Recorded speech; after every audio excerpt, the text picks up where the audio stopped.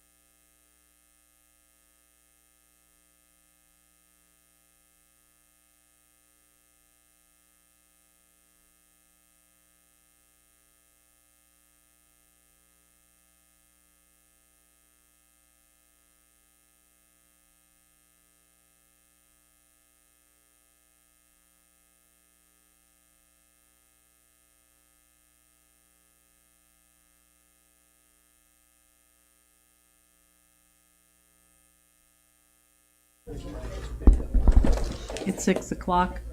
No, it's not. I'm doing it myself. 5:59. Well, we have to go by the computer clock. I'm not getting caught in that again, ever. Sorry.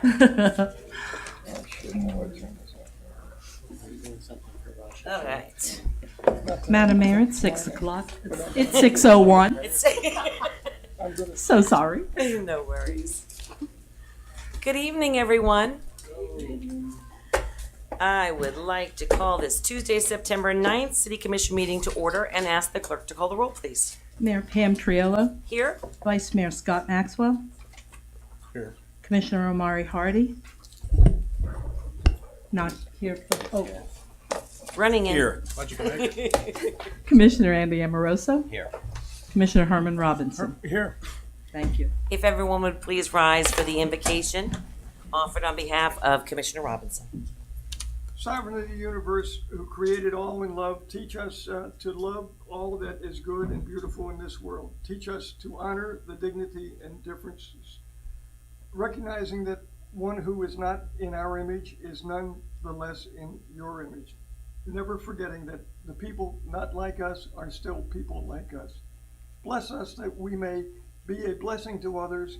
Guide us to honor you by honoring one another, so that by reaching out in love, we may turn enemies into friends and become your family on earth as you are our parent in heaven.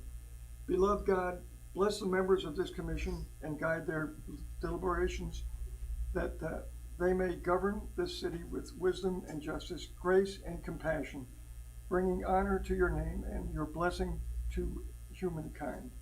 And pray for the victims of our natural disasters in Texas, Puerto Rico, Mexico, and in Florida.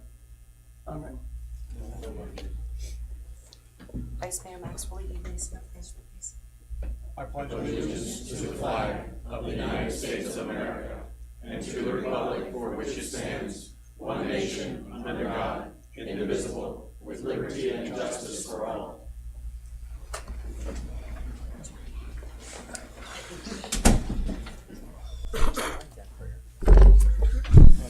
Okie dokie.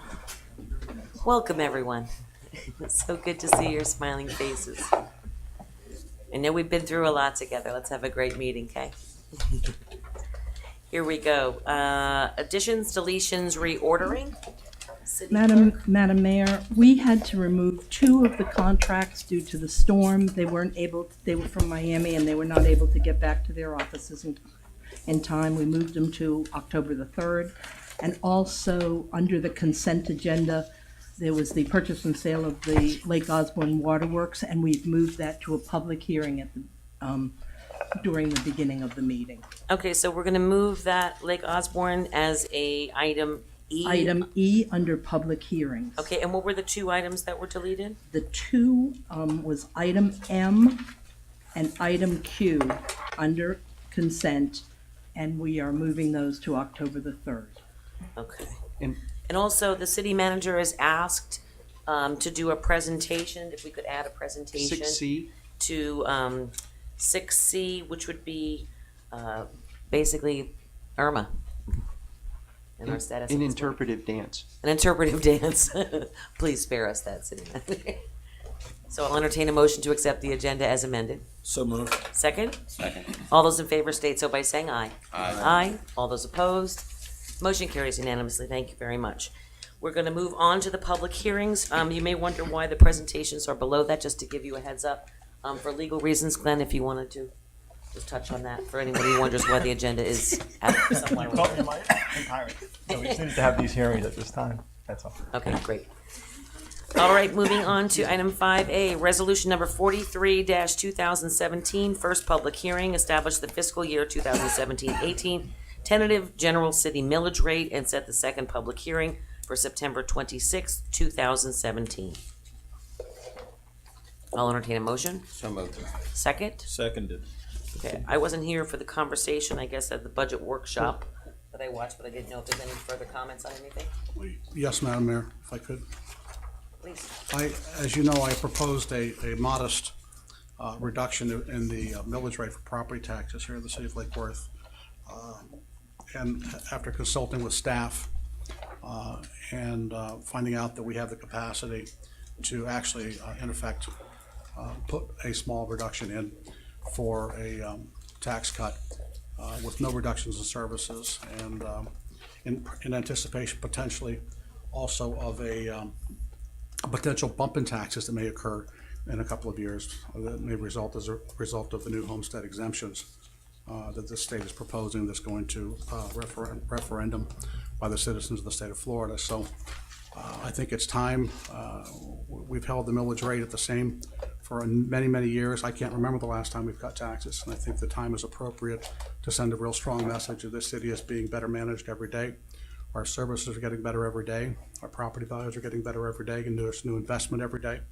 And one of the commitments that I made to folks as we made the pitch for the road program was that that as property values would be enhanced, if you will, with a new road program, and with those increases in property values, that we would of course realize more property taxes, and that we would have the opportunity to take that some of that increase and offset, if you will, the debt service that would be accompanied by the roads.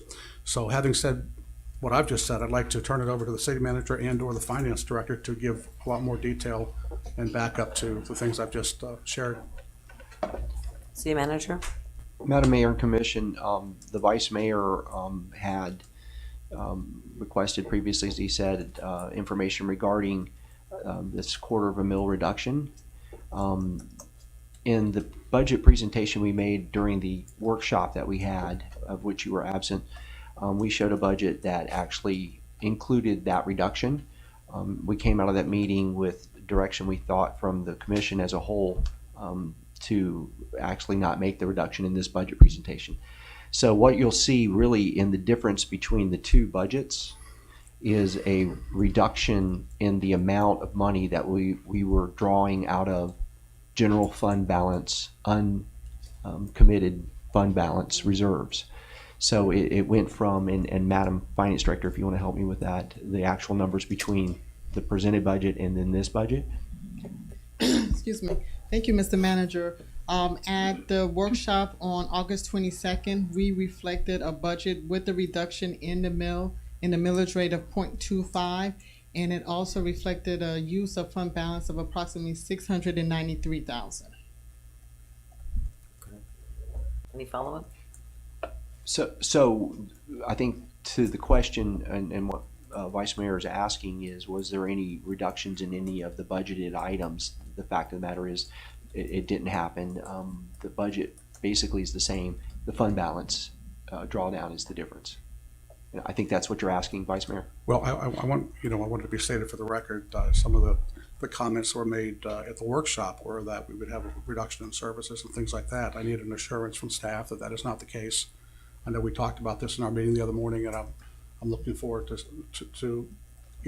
confirmation from finance that we're not gonna reduce services and some of the other comments that were made. The budget information that was presented at the workshop in August did not reflect a reduction in service level. Again, as the city manager stated, it was just a use of fund balance. Right.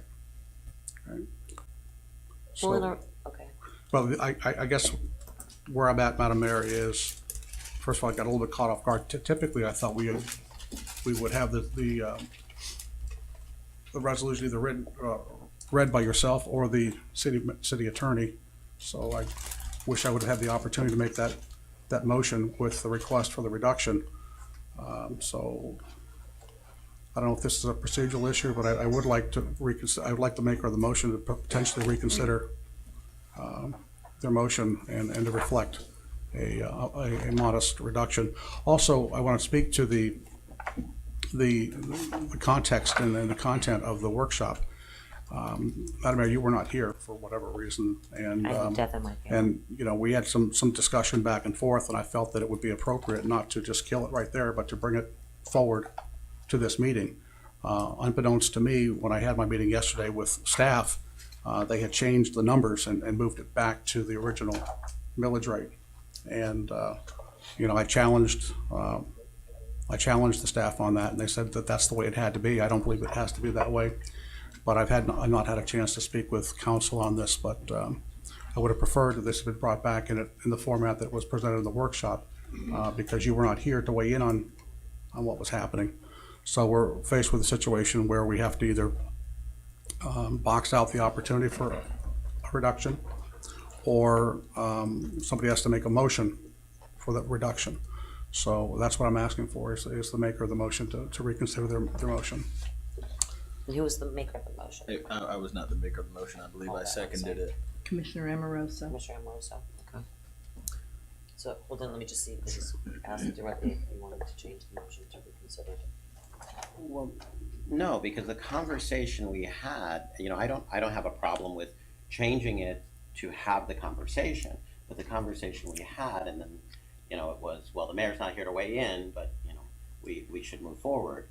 However, we all agreed that lowering the millage is a great thing, but we kind of, with the exception of the vice mayor, said, you know, this is not the right time. And even now after the storm, I personally feel it's even more not the right time, because we don't know what our hidden costs from the storm are going to be yet.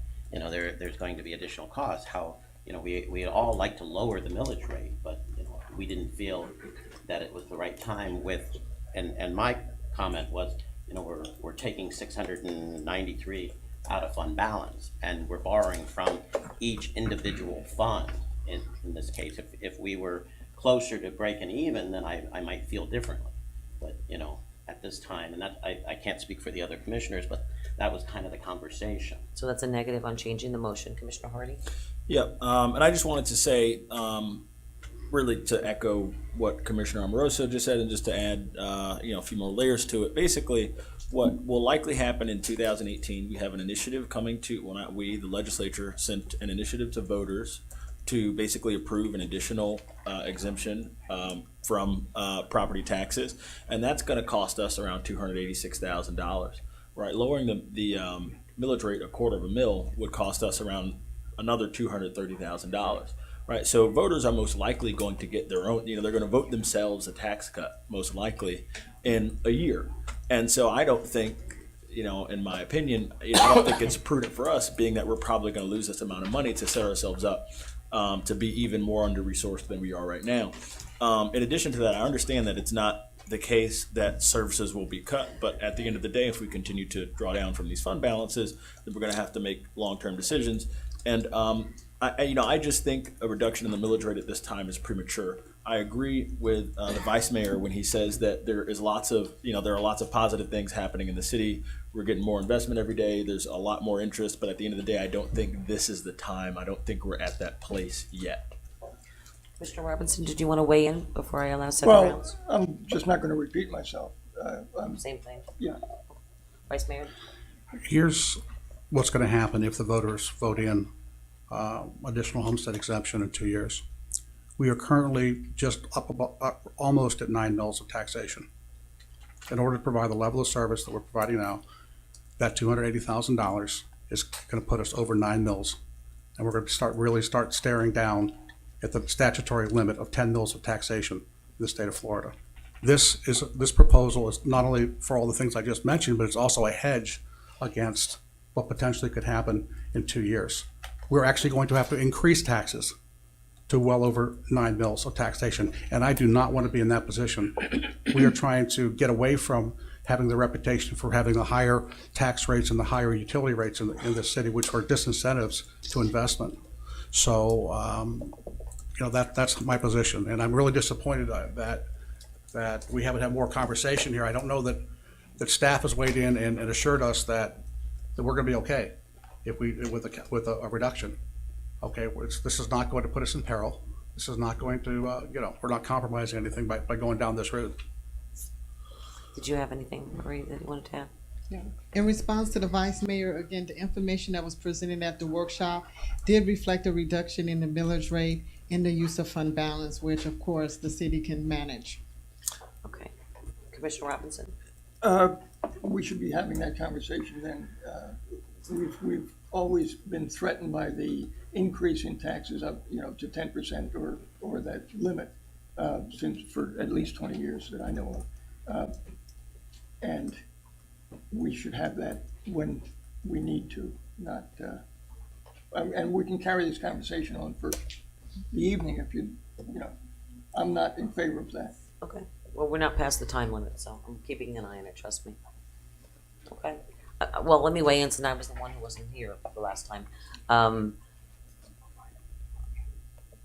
I agree with the Vice Mayor in regards to, lowering the tax base, especially with our bond referendum and everything else, and giving the homeowners a break. I think it's a good signal and a good sign. I also mentioned in the first conversation about it that I wasn't quite sure this is the right time based on our business model with the beach project, and still not having a working business model there. I mean, I know these are different funds, and also with the storm now, I am concerned, as to what FEMA's going to come back with in regards to the numbers that we have. We're still dealing with FEMA from Francis, Jean, and Wilma, and millions of dollars there. Also, we still haven't had a vote on it. Do I think that the public is not going to vote for a tax decrease for themselves? Yeah, of course they're going to vote for a tax decrease. So I think that's inevitable. But it's something that we might want to wait one more year for. I'm not sure. I'm weighing it. I'm sitting here literally weighing it back and forth of my mind. I mean, to be able to give people, when they stepped up to the plate and stepped up to tax themselves more to help our infrastructure, I think the signal of giving them a break in reference to the millage rate is something that I really wanted to do, along with the Vice Mayor. I'm just not sure of the timing, Vice Mayor, to be honest, especially based on what just recently happened with the storm. Vice Mayor? Thank you. Can finance and or the city manager speak to where the funds come from for the storm-related emergencies? Currently, the city does have a risk management fund that there are reserves for storm and other emergencies. But that didn't come into play in regards to our dealings with FEMA. City manager? Francis, Jean, Wilma, FEMA. In terms of FEMA. Talk amongst yourselves. Right. we still have an appeal pending. Yes. Remember, Right. FEMA took the. I was position there, that- I understand. Right, so we still have that appeal pending, and there's a risk, and I don't know how big the risk is, that we may not be reimbursed fully for this storm from FEMA because, there are funds that FEMA claims are owed. So that's kind of an unknown risk at this point as to what's FEMA's position going to be in terms of reimbursing us for this storm when there's a claim that they have against us, even though it's an appeal and it's pending. There's really not any precedent as to whether FEMA will fund or whether they will withhold funds on the theory that it's their money, and so that's an unknown. And that amount is just under 4 million. And that would come, Correct. and how much money is in the risk file Approximately 9 million. for every issue that we should possibly face? Yes. Which we've always included the 4 million potential exposure. Okay. Commissioner Amoroso? And just for the record, to recap, Commissioner Hardy, myself, and Commissioner Robinson all stated the same thing that you and the Vice Mayor said, that we believe that it should be done. We just don't know that this is the right time to do it based on all the other funds, the beach, everything that's going on that we're looking at. I think we need to step back and look at, get through this budget cycle and then look at what we're doing with the beach and the pool and FEMA and everything else and have that conversation. Okay. Vice Mayor?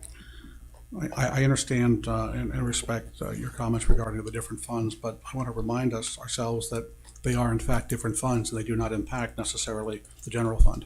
And we're talking about the general fund right now. And that is where the ad valorem piece comes into play.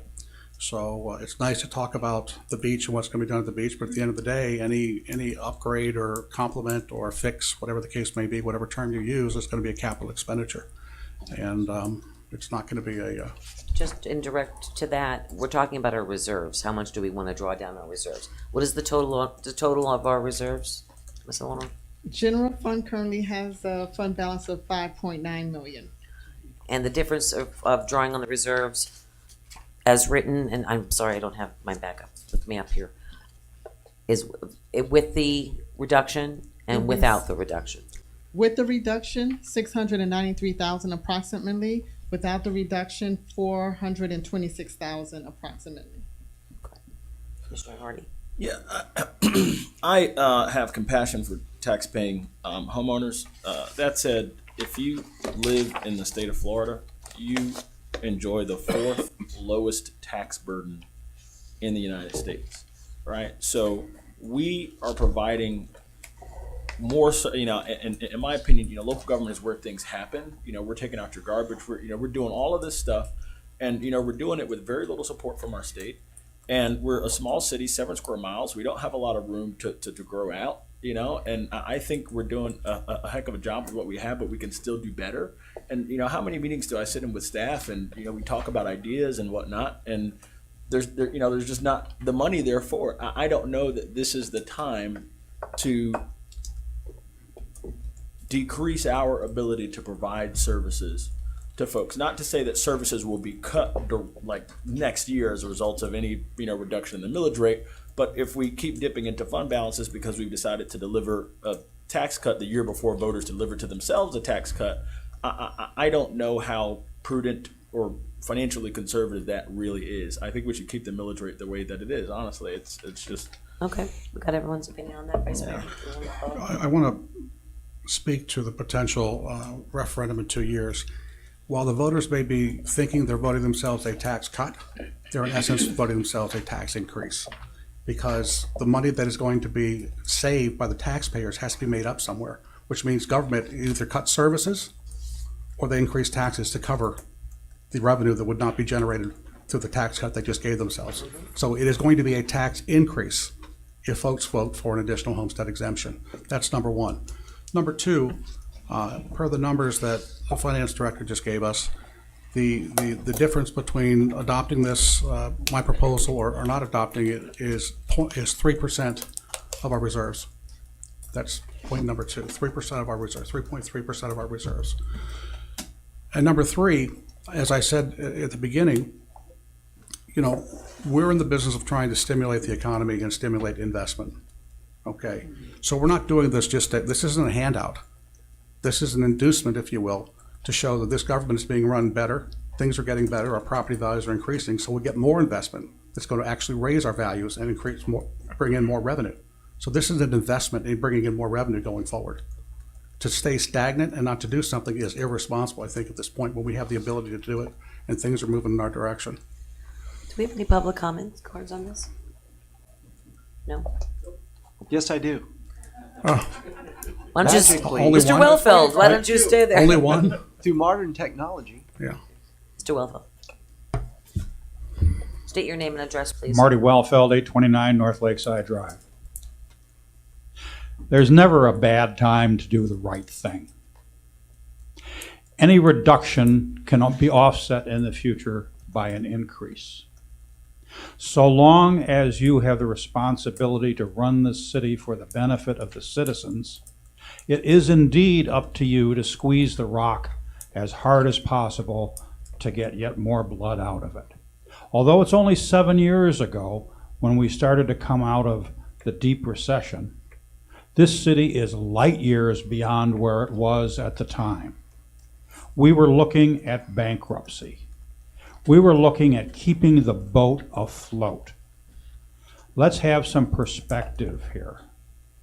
If indeed you cannot bring yourselves to make truly what would be a symbolic reduction, then at least agree amongst yourselves to earmark those funds that would have been in the reduction as going into some sort of separate emergency fund that can be tapped.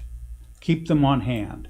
You cannot look forward in fear or you will do nothing. Massachusetts Financial Services created the first mutual fund in 1924, and they produced a chart that's famous in the industry. And it shows what would have happened had you invested $10,000 at the absolute worst time. Every time people said, oh my God, I can't invest now, you would have become a multimillionaire by today. Looking forward in fear is non-productive. Thank you. Thank you. Mr. Well said. I would like to add to that too. I've listened to all of your discussions back and forth. One thing I think I always like to say, I hope you see in me, is that I try to be consistent. And as we've improved from year to year in the 6 years that I've been sitting here, is that, we've improved, we've been able to give raises to employees that hadn't had them in 8, 9, 10 years, improve benefits packages, improve, as things got better, was share the wealth. And last year we asked people to step up and help us with the infrastructure and to tax themselves. And when I saw this chance to give back by lowering the millage rate, even just a bit to do this, it's saying we're all in the same boat together here. As we improve, not just one group gains advantage of it, we all do as a team. And we have that ability to do that now. And that's where I said going back and forth. I'm usually the one who's miss practicality all the time and say, well, if we do this and we do that and we do this. I think that our citizens deserve to have a break. And I also think that we're going to need that break, as the vice mayor said, when we have to raise the rate later because, if something has to be raised because of how they vote in regards to that and with the 10 mil cap. So, I've listened to all of the arguments. I honestly agree with all of you. There's not one person up here I don't agree with. It's the timing of it is the issue. Commissioner Hardy? Yeah, I don't understand how it is that we're thinking about the pending homestead exemption increase as somehow a tax increase. It is plainly a tax cut, right? Exempting your property value from, the millage is very plainly a tax cut. That's why the legislature passed it, because they understand that it's going to put more money in the pockets of homeowners, which is a wonderful thing. At the same time, we are tasked with providing the same amount of services every year as all the other local governments do around the country, and we do it again with a lot less support from folks in the state. I don't understand how the tax exemption increase is, in the minds of some, somehow a tax increase. And like when you talk about the statutory cap, look, the fact is the poorest counties, not the poorest cities, but the poorest counties were exempted from this by the legislature, right? So, when people say that folks are voting for, an eventual tax increase, no, they're not. The poorest counties will be insulated from the effects of this, like their local governments won't have to deal with this the way that local governments, like small, poor cities in large, rich counties, the way that we do. We're going to be affected by it most. Lake Clark Shores is going to be affected by it. Belglade, Pahokee, South Bay, all those are going to be affected by it. And I don't see any reason right now to preempt voters by giving them an additional tax cut when we know that they're going to get one in 2018. The idea that they're not, I just don't see where that comes from at all. And here's the thing: it's really hard, right, to raise the millage rate, right? It's really easy to cut the millage rate, right? So this idea that we cut it now and then automatically raise it next year doesn't make sense. Let's just keep it constant. Right? If we just keep it constant, basically what's going to happen is we're going to lose 286 in 2019, right? And basically, by keeping it constant instead of cutting it, we end up, preserving $231,000 or whatever it is. It's just. Well, that tax argument's been going on for a long time amongst a lot of people as to how it's calculated. Vice Mayor? I'd like to try to clarify and with an example, a numbers example of what I'm talking about when I talk about this passing and it being actually a tax increase. Let's say, for example, your budget is $1 million. Okay, our budget's $1 million today. Tomorrow, the voters of Lake Worth vote themselves a tax cut in your mind, It is. and they just took 281,000. Don't go back and forth with each They other. just- Make your point, please. What'll happen is $281,000 out of that $1 million is gonna come right out of the budget. So how are we going to provide the level of service when the taxpayers just took $281,000 out of our budget? We're gonna have to increase the millage rate to get back to where we were before. Can the finance director speak to that? Where you can continue to deplete the fund balance. The goal of the thing is, here, we're all going to argue about this, and we'll have our opinions on it. So I would suggest a vote. Well, But I have one more comment. Well, if you want to make one more comment, everybody else, you could have one more comment if you'd like. But I don't want to hear the same thing over and over again, because I've heard at least the same opinion twice from each and every one of you. You want to make a different point to your point, that's fine. You may do so. Here, I'll make a different point. Okay. Let's ask ourselves, what's the purpose of a reserve balance? Where did it come from? And what is it for?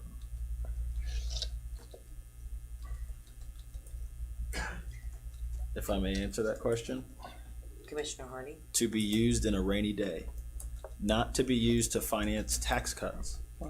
That's not what reserves are for. Reserves are not meant to be depleted on purpose. They're meant to be depleted in the event that you have some sort of emergency that you otherwise couldn't pay for, and so now you use it to pay for it.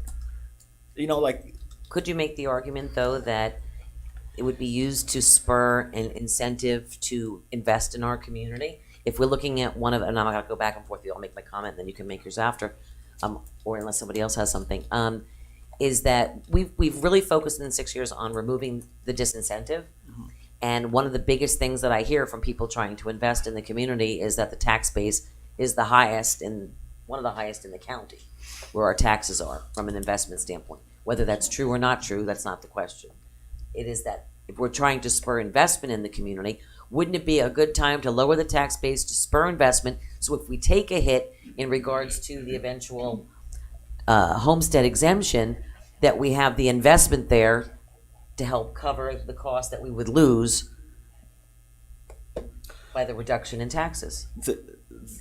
Commissioner Hardy? Yes, ma'am. I mean, you're all right. Here's We're all arguing, but you're right. I don't know off the top of my head, but I understand that the city of West Palm Beach's millage rate is in our neighborhood. It's in the 8.5-ish neighborhood. I don't know if I'm wrong, but it's in that neighborhood. And I was actually stunned to see it happen. Well, it's high like ours, right? But they're not a poor city like ours. They have a ton of investment. Obviously, they have a number of intrinsic advantages that we don't have. But the fact is, if the idea is by cutting our millage rate by 1/4 of a mil is going to spur reinvestment that hasn't already been occurring, the narrative that we've been discussing here of there's been a ton of investment in the city year after year ever since the end of the financial crisis cuts against the idea that we need to cut the millage rate to spur additional investment. The investment is happening already. It's not necessary to spur additional investment. Additionally, if that's what you wanted to do, there are 1,000 other ways we can do it. Historic preservation, fixing that is one way to spur investment in the city, because it's too hard for people to invest in homes which they own, because we've decided to tell them what we think their home should look like, even though it's theirs. If you want to talk about what's important for homeowners, I think that would be extremely important. If we want to spur investment, we should probably make the city more safe. That'd be great. If we want to spur investment, we should probably improve our infrastructure. That's great. And we're doing that with the bond.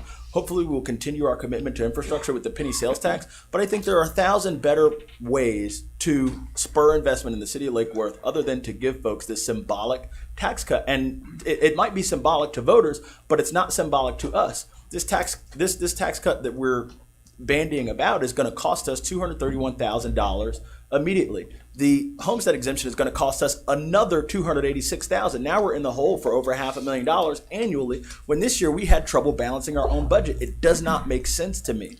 It just does not, when we consider all these things. And by the way, when we think about how the tax base has grown, homeowners and property owners are insulated so much from increasing tax burdens when it comes to the increasing value of their properties. In 1993, we had the Save Our Homes Amendment, right, which basically said, the value of your property can go up 100%, but local governments can only tax 3% of that increase, right? So we've got that. We've got already homestead exemptions. We've got increasing homestead exemptions. This will be the third increase in the home exemption since the program started, right? It started at 25, it went up to 50, and now it's going to go up to 75. I don't know that, given where we are and given the fact that we've been able to encourage investment in the city already just by doing things better, not by handing folks money, but by doing things better as a city, I don't know that this is the best way to get investment in the city. That's just my opinion, though, and I'm prepared to vote at this time. Thank you, Vice Mayor. Before I have you speak, just one thing. All of the things that you referenced, Commissioner Hardy, about doing, if you want to help public safety, we've every single thing. If you want to spare investment, we've done. In the last 6 years, we've done those things. We've lowered the electric rates. We've done every single thing that you just mentioned. You mentioned as if they were things that we could do. Well, no, we could continue to do hold them. on, my turn. We're allowed to. We've done those things, so it's not like I don't want to leave it out there hanging. Not to address you, but I don't want to leave it out there hanging that we didn't do any of those things, because we did all of those things in the last 5 to 6 years. So this is just one thing that we haven't done in 5 to 6 years, and I'm ready. We got a motion on the floor and a second? No, we don't. Yes, we do. We have the original motion on the floor and the second. The Vice Mayor asked if you would change the motion, and you said no. So the original motion stands, and the second does too. Motion by Vice Mayor Pro Tem Amoroso, Amoroso, and seconded by Hardy. Commissioner Hardy. Mr. Manager? It's the original motion. Yes, we have some language before you do your final vote that has to be read. Okay. If I may, Mayor? Yes. In accordance with Florida Statute 200.0652E1, the first fundamental issue discussed shall be the percentage increase in the millage over the rollback rate. For fiscal year 2018, the City of Lake Worth is considering a levy of 5.4945 mils, which is 7.24% above the rollback rate of 5.1237. Thank you. Vice Mayor. I want to remind you that based on her statement and holding the millage rate as we have for a number of years, we have actually increased the taxes to our residents every year. Okay. Every year. It's a You've tax. gone 3 times. You've gone 4 times. Well, Vice Mayor, this is important. I understand. Okay, you made your point. That's it. Commissioner Amoroso, you've Okay. only spoken once. City clerk, we need clarification. I did not make a motion tonight. The motion was at our last. No, the motion I was made for this believe it evening. was Did I make a made by motion? you, the first hearing. You made the motion and it At was the first seconded hearing. No, here. Here? tonight, Okay. right now, just Okay. now. I Yeah. just, I'll make the motion. If, And the Well, second was by Commissioner Hardy. okay, I just want to make sure that we're clear that, And if you want to remake it to be sure. no, that's, I need a That's- point of clarification here.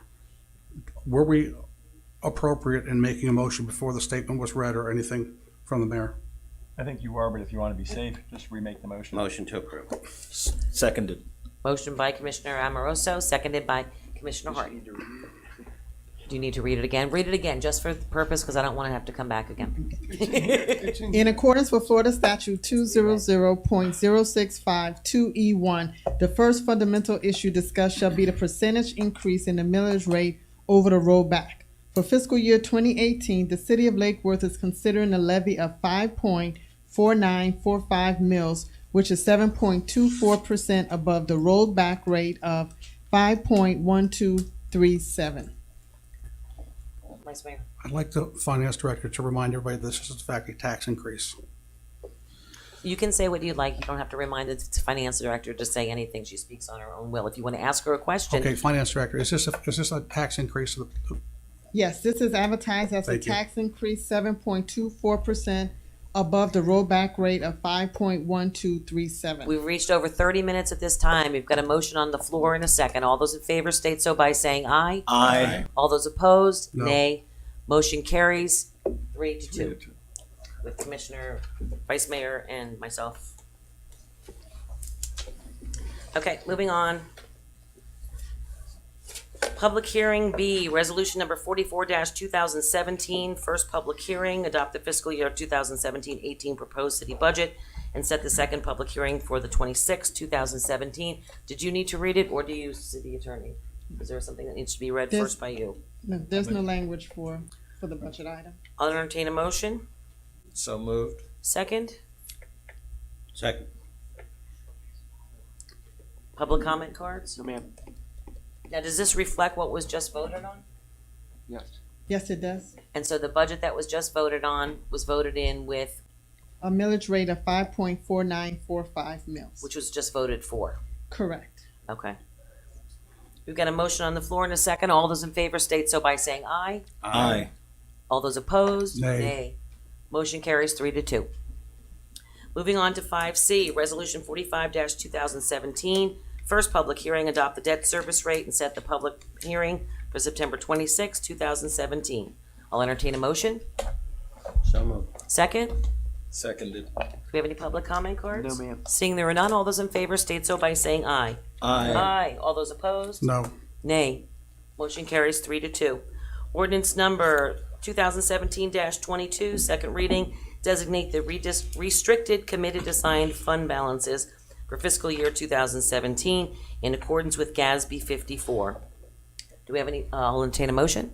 So moved. Second, Seconded. do we have any public comment No, ma'am. cards? Seeing there are none, all those in favor state so by saying aye. You gotta read it. Pardon me? He's gotta read it, Oh, doesn't this is he? an ordinance, yes. This is an ordinance. I'm gonna Oh, I'm read the sorry. ordinance title. Sorry. Thank you. Thank you. Ordinance number 2017-22, the City of Lake Worth, Florida, establishing committed fund balances, designated the city manager to assign fund balances in accordance with the City of Lake Worth Code and providing for the effective date.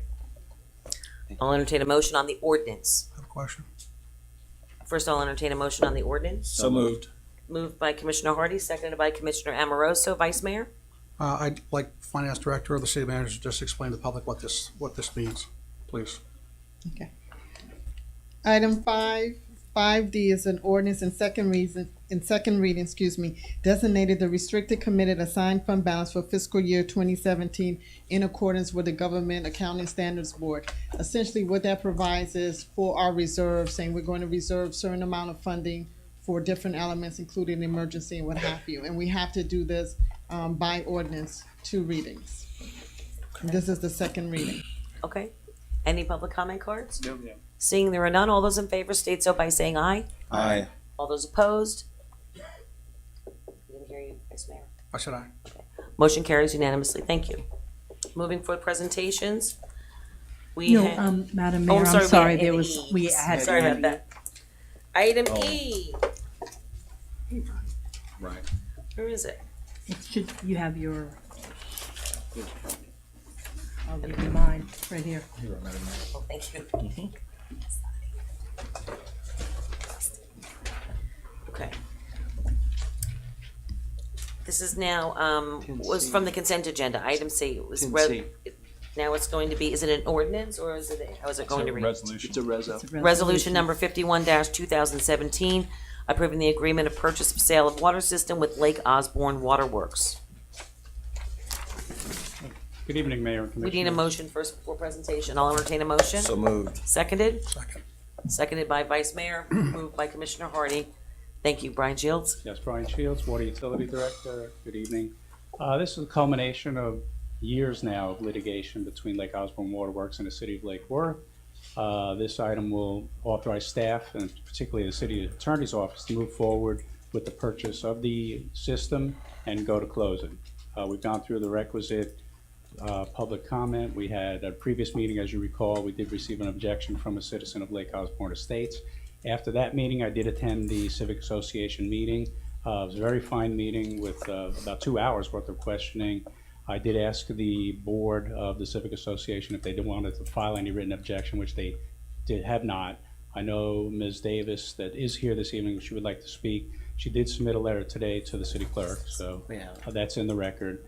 But my main point here is just to state that we've followed Florida statutes. This is in the public interest to move forward with this acquisition.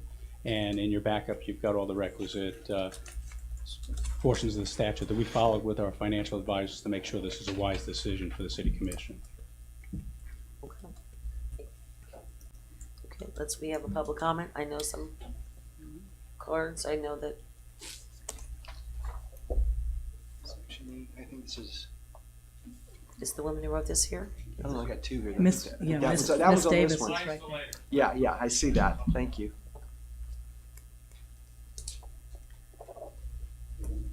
Is that, It's Mrs. Davis. this is, oh, yes, Miss Davis, please.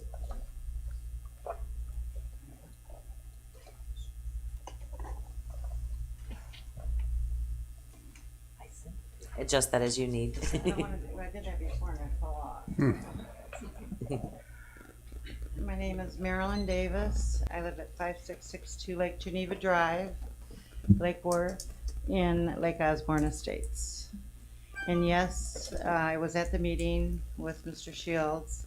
And yes, there was a vote with the board, but I still oppose the takeover of the water system per the letter that I presented this today to the commission.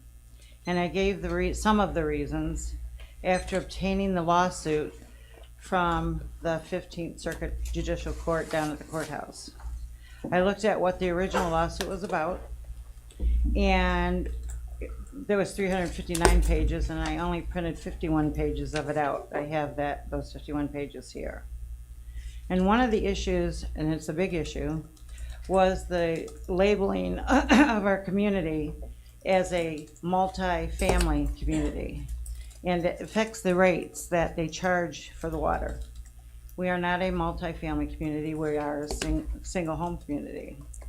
And part of the lawsuit talks about the difference in the amount of money that was charged from 2008 until the present time, and other things that have to do with that.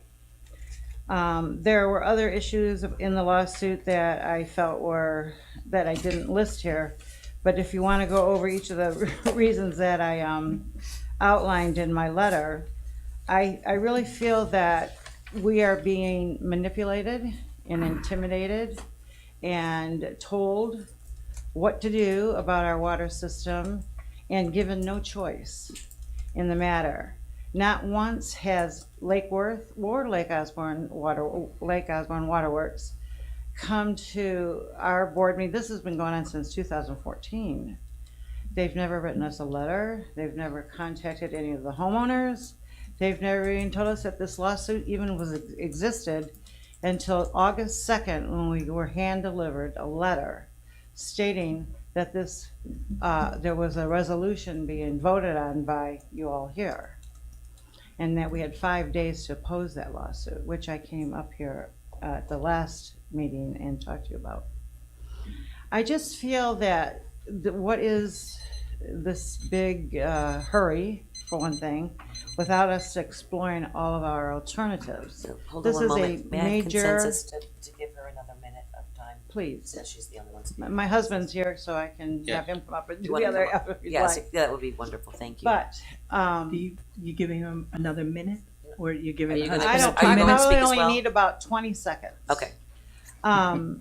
I just feel that we were not given enough time, we were not given enough communication, and I think that the city of Lake Worth should be ashamed of themselves of not including Lake Osborne Estates homeowners in this lawsuit and in this decision-making process. Thank you very much. Thank you. I don't have another card for your husband. Do you have did you want to speak as well? Oh, okay. Thank you. Any other cards? No, ma'am. Okay. Glenn, city attorney? All I say is I think you're all familiar with this lawsuit. The city has followed all of the statutory requirements. We can't apologize for the previous owner who maybe didn't keep their own residents informed, but the city went out and even hung door hangers, went and had a meeting with the Citizens Association, who does not oppose this. And we're sorry that Ms. Davis isn't supportive of it, but we've been providing water there for years. The fees have not changed and not anticipated to change. And, from a staff and legal standpoint, we both believe this is a good agreement for the city. I would just like to say one thing too, quickly. And I did say this to you personally. We think of your neighborhood like one of our own. And I know when I came here and I was made aware of this issue shortly after becoming mayor. And then I think in 2012 we had an issue where that company came to us, and everything they asked us for, we did to try to help them along. I mean, I remember being in litigation, and they needed help, and we helped them. We've stood up for it, and then we ended up in litigation, and I don't want to damage or say anything out of school, so stop me, Glenn, if I do. But I can say from my experience and from what I've seen, everything was above board, and we were actually trying to help them out, and then somehow ended up in litigation, and then we're stepping forth trying to take over. All I know is our intention. I'm very sorry that you feel that way, our intentions have been from the best from the very beginning. I know the fellow commissioners, when we've gone in our legal discussions behind the scenes, there have been no animosity. In fact, nothing but surprise on our behalf when the first thing was even approached. And we've tried to reconcile and do whatever needs to happen. I'm upset that anybody, especially yourself, should be disgruntled or unhappy and a little confused at that point too, how maybe they misrepresented us. But we've been trying to do the right thing, in my opinion, every step of the way. So I hope that we can find some sort of good conclusion to this, and that we give you better service and better rates than you've ever had before, and that you're extremely happy. I think that could be worked on. We've done amazing things to lower rates here in the city over the last few years, and I hope, and I can guarantee you, with the current team that we have, we can offer better service. Vice Mayor? Thank you, Madam Mayor. It's my understanding, and please, staff, anybody correct me if I'm wrong, but after this deal is consummated, the folks in Lake Osborne Estates will essentially have the same standing as any other water customer that we have, and they'll enjoy the same rates that every water customer has, which is lower outside the city, excuse me. All right, so you will actually experience a reduction. Can somebody speak to? Somebody, quiet in the chair. You can't go back and forth. But I'll speak to that, yeah. Thank you, Brian. Due to quirks in their rate structure, it's interesting that people on the low end that would use 4,000 or 5,000 gallons, their rates may go up by $1 or $2 per month. But those on average in Lake Osborne that use about 6,000, their rates will go down by like $5 to $10 per month. So they do use more water than our citizens on average, but they have larger lots. So that would explain it. Thank you. Mr. Hardy? Forgive me, but I'm not sure that any of that matters. We followed the law. Unfortunately, you were not our customers at the time. You were mistreated not by us, but by Lake Osborne Waterworks. So we did our part by you as soon as this ball was in our court to give you as much information as we could. And, as Vice Mayor Maxwell said, we're going to treat you the same way we treat everyone who is one of our customers who aren't in the city. And I feel sorry, as the mayor said, I feel so sorry that you feel as you do, but we're going to be fair with you. And, we have done everything that we can to make sure that we're following the law and doing what we're obligated to do. I think that's an important thing to say. Thank you. Any other comments? Okay, we've got a motion on the floor in a second. All those in favor state so by saying aye. Aye. Aye. All those opposed? Motion carries unanimously. Moving on to our presentations. I have some proclamations. They're in front of you, right under there. There you go.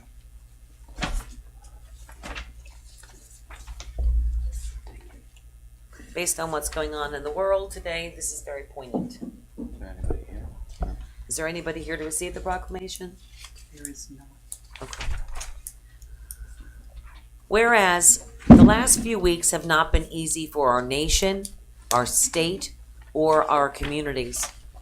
Deeply entrenched beliefs fueled by bigotry and prejudice have been elevated to the national stage. This undeserved attention has come at the expense of human beings, along with their families and their loved ones, who were harmed and killed in the wake of hatred and bigotry. Whereas the Palm Beach County League of Cities, on behalf of the 39 municipalities in Palm Beach County, hereby declares its collective abhorrence of racial and religious prejudice and bigotry, and calls for unity throughout all of our cities, towns, and villages. Whereas hatred and bigotry are not new issues, and they cannot be magically erased overnight. These sins have plagued our communities for generations. While in recent days, we've been focused on the aftermath in one city in Virginia, the uncomfortable but undeniable fact is that racial and religious bigotry touches all of our communities, including the 39 municipalities here in Palm Beach County. And whereas, as community leaders and citizens of Palm Beach County, we must look inward and ask, what we can do to move the citizens of our cities, our towns, and our villages closer to the place where we demonstratively love and embrace all of our neighbors as we love ourselves and our families. And whereas, as city leaders, we're on the front lines of our communities, let us use our positions to build bridges among our neighbors and close the perceptions that divide us. Combating hatred and division must begin at the local level. While it may be difficult to engage in open and honest dialogue about our history and past practices of racial and religious hatred and bigotry, let us not shy from that task.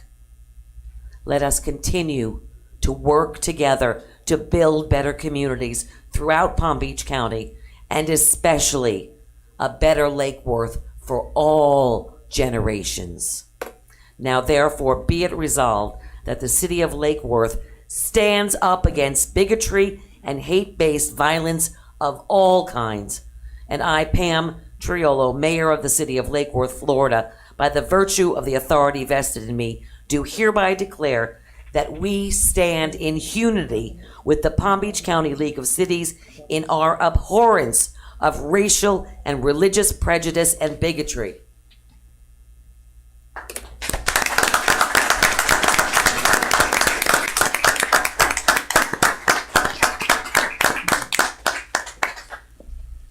Thank you very much.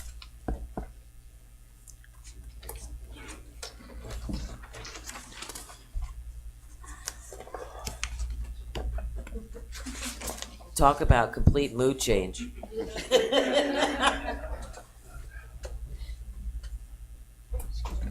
And on that note, I just want you to know What? that this was started 6 years ago. Come greet me from the private sector to my first elected position. Here I am as mayor, and I make national headlines for the very first time, declaring National Talk Like a Pirate Day. My mother would have been so proud. I'm sorry, I need a hat. There you go. There we go. There we go. Oh, goodness gracious. City manager, I'm going to kill you.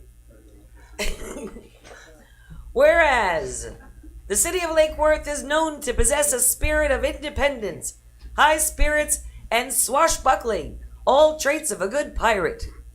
And whereas old pirate culture from the Caribbean is popular in TV shows, movies, literature, products, and rafting. Whereas pirates are colorful, adventurous, mischievous, and flamboyant. And whereas two reenactors, John Bauer and Mark Summers, instituted International Talk Like a Pirate Day in 1995. And whereas humorist Dave Barry liked the idea so much, he promoted it in his nationally syndicated column in 2002, igniting a powder keg of followers worldwide. And whereas it's fun to talk like a pirate by using words like arg, yee, bildrat. And whereas everyone would like to think that they have a little bit of pirate spirit inside of themselves. Now therefore I, Pam Triolo, Mayor of the city of Lake Worth, Florida, by virtue of the authority vested in me, do hereby proclaim, I'm going to kill you, Mike Bornstein, September 19th, 2017 as International Talk Like a Pirate Day. And I urge all citizens, as well as less worthy sailors and scalawags in other communities, to celebrate in a hearty and fun-loving way on September 19th. Alrighty then.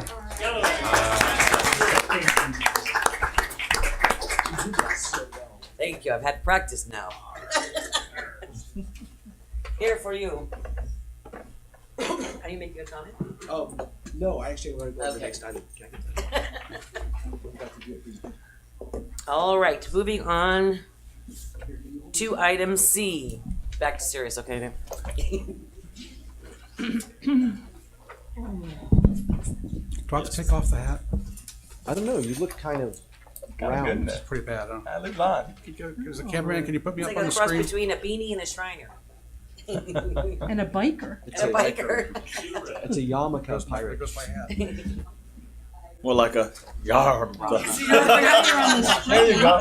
Now you're on the screen. You're on screen. Get the hat back on. You're getting comfortable around like that. Where am I? Let's see. There you go. Yeah. You're right. The Shriner look is not me.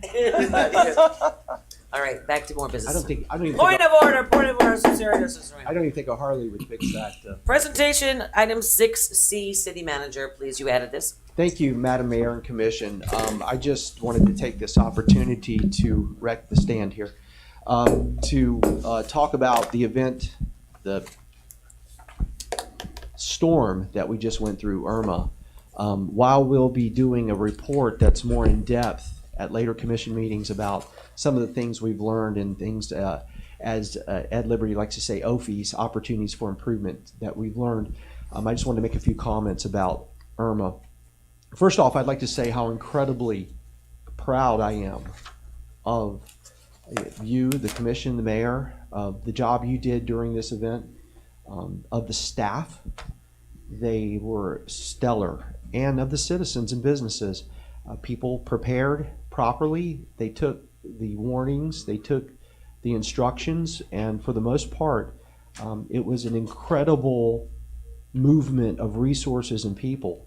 And I have to also, and I think you'll agree with me, Madam Mayor and Commissioners, that our governor did an incredible job. I can tell you his face and presence was continuously all over the state. But what you don't know, there were conference calls continuously going on through a cycle where the managers, the mayors, the utility directors were on the phone with him, and he was busy sharing information about resourcing and what was happening and the latest information. So all that just made me have a great sense of appreciation and pride for everyone in this community, and truly I'm grateful. We're very fortunate that the storm, which really started a week before it actually arrived. I remember being sort of terrified by the original spaghetti models that showed a direct hit. And this storm was twice as big across as 2 Andrews. It was just phenomenal in its size and scope. And while it went to the west of us, we were lucky in that regard. It did go up the state and through to Georgia. It caused a lot of widespread damage. We had some tornadic activity, but for the most part, we were spared the worst of it, and we're very grateful for that. The preparation, I think, is one of those things that really helped us. I also am grateful that since I've been the city manager here, one of the first things we started doing was developing an emergency management plan. And each year, my staff and our partners, Palm Beach County Sheriff's Office and the Palm Beach Fire Rescue, we've practiced, we've honed, we've rewritten to where we're so much better prepared than we were many years ago. The EOC team, my management team, the upper level staff that manned 24 hours a day, that facility and worked to direct and be here during the storm and after the storm and up through the beginning, did a phenomenal job. When you're stuck in a facility 24 hours a day with someone under those kinds of conditions, people tend to become themselves. And I have to say, your team in the EOC, every one of them I respect greatly. They did a great job. Finance department, HR department, the IT folks, they were doing things up to preparation that involves all that FEMA paperwork and the emergency credit cards. They were coming up with the fixes we needed with the technology to make sure communications. They did it flawlessly. And even after the storm, they came up with ideas of how to help the employees by doing in the field, out in the departments, assistance for the timesheets, which can be very daunting when you're talking about FEMA paperwork. But they were thinking ahead of how to be proactive. The water, sewer, and drainage. You know, Brian was just up here. There were other cities that had to have boil water notices. You know, that's not something you want to have in a storm, because if the electricity goes out, for example, you can't boil your water. There were other cities that had sewer issues. These folks and the staff spent their nights away from their family going out and checking on these lift stations and the generators, making sure the water flowed, making sure the sewer was carried away, making sure the streets drained. And they all did a phenomenal job. Community sustainability had a part in this. After the storm, they were the ones that went out and had to do the damage assessments, both on the facilities that we own as the city, as well as all the structures in the city, to get that information to the governor and up through the chain of command for a declaration of emergency, and to identify areas that we maybe need to come back and help. And even now they're working, getting people emergency permits that they need, processing those quickly when they're filed for, and trying to get people the repairs they need. And they did a phenomenal job as well. Public services, those guys at garbage, trash, and recycling, just phenomenal. They have taken care of our facilities, the prep work when they were out in the field getting everything ready after the storm, during repairs and cleanup. They're in the field now, on the end of this thing, cleaning the city. And I have to say, I'm so proud of all of them. They're working so hard for you and for this community. Leisure services. Leisure services, those are our logistics folks. They say an army crawls on its belly, on its stomach. They were taking care of the food and the water and the things that we had to have for our folks to function in the field. They also are out there filling in, doing cleanup work in the parks to get the parks back open. And again, that whole department, from lifeguards all the way through to the director, just phenomenal job. And of course, electric utilities. And they're kind of the belle of the ball here this time around. Let's be honest, this community remembers, a lot of people remember what happened 12 years ago. They remember Wilma, when there was probably 24 days at a minimum that we were at 98%. There were still people without power after that. So we're judged against that. And unfortunately, I think some people actually were expecting us to fail. They were expecting that kind of repeat performance. And I hope people, for the most part, don't think that way. And as you said in your speech earlier this year, we've turned the corner. We're also judged against the market. Let's be honest about that too. FP&L surrounds us. We kept up with FP&L in getting this city re-energized and back on. And in just over 6 days, we had reached the point where all the outages that we knew about, at 100%, we'll say, 99%, we reached it. That's phenomenal work by dedicated employees, whether they're at the power plant, systems operations, phenomenal, the administration, the transmission distribution guys, the linemen. These folks partnered with our folks who do mutual aid. We had over 100 people in the field with over 75 pieces of equipment, because we knew, as Lake Worth Electric Utilities, our job was not going to be done until everybody was hooked back up. Now, we're still taking care of a case here and there as people come back or there's some kind of problem with the house. And you know what? We've been working on those cases and we'll continue. And I encourage anybody that has a problem, call 586-1695 and we'll work on it. But for all intents and purposes, when you compare us to FP&L, I believe we outperformed them.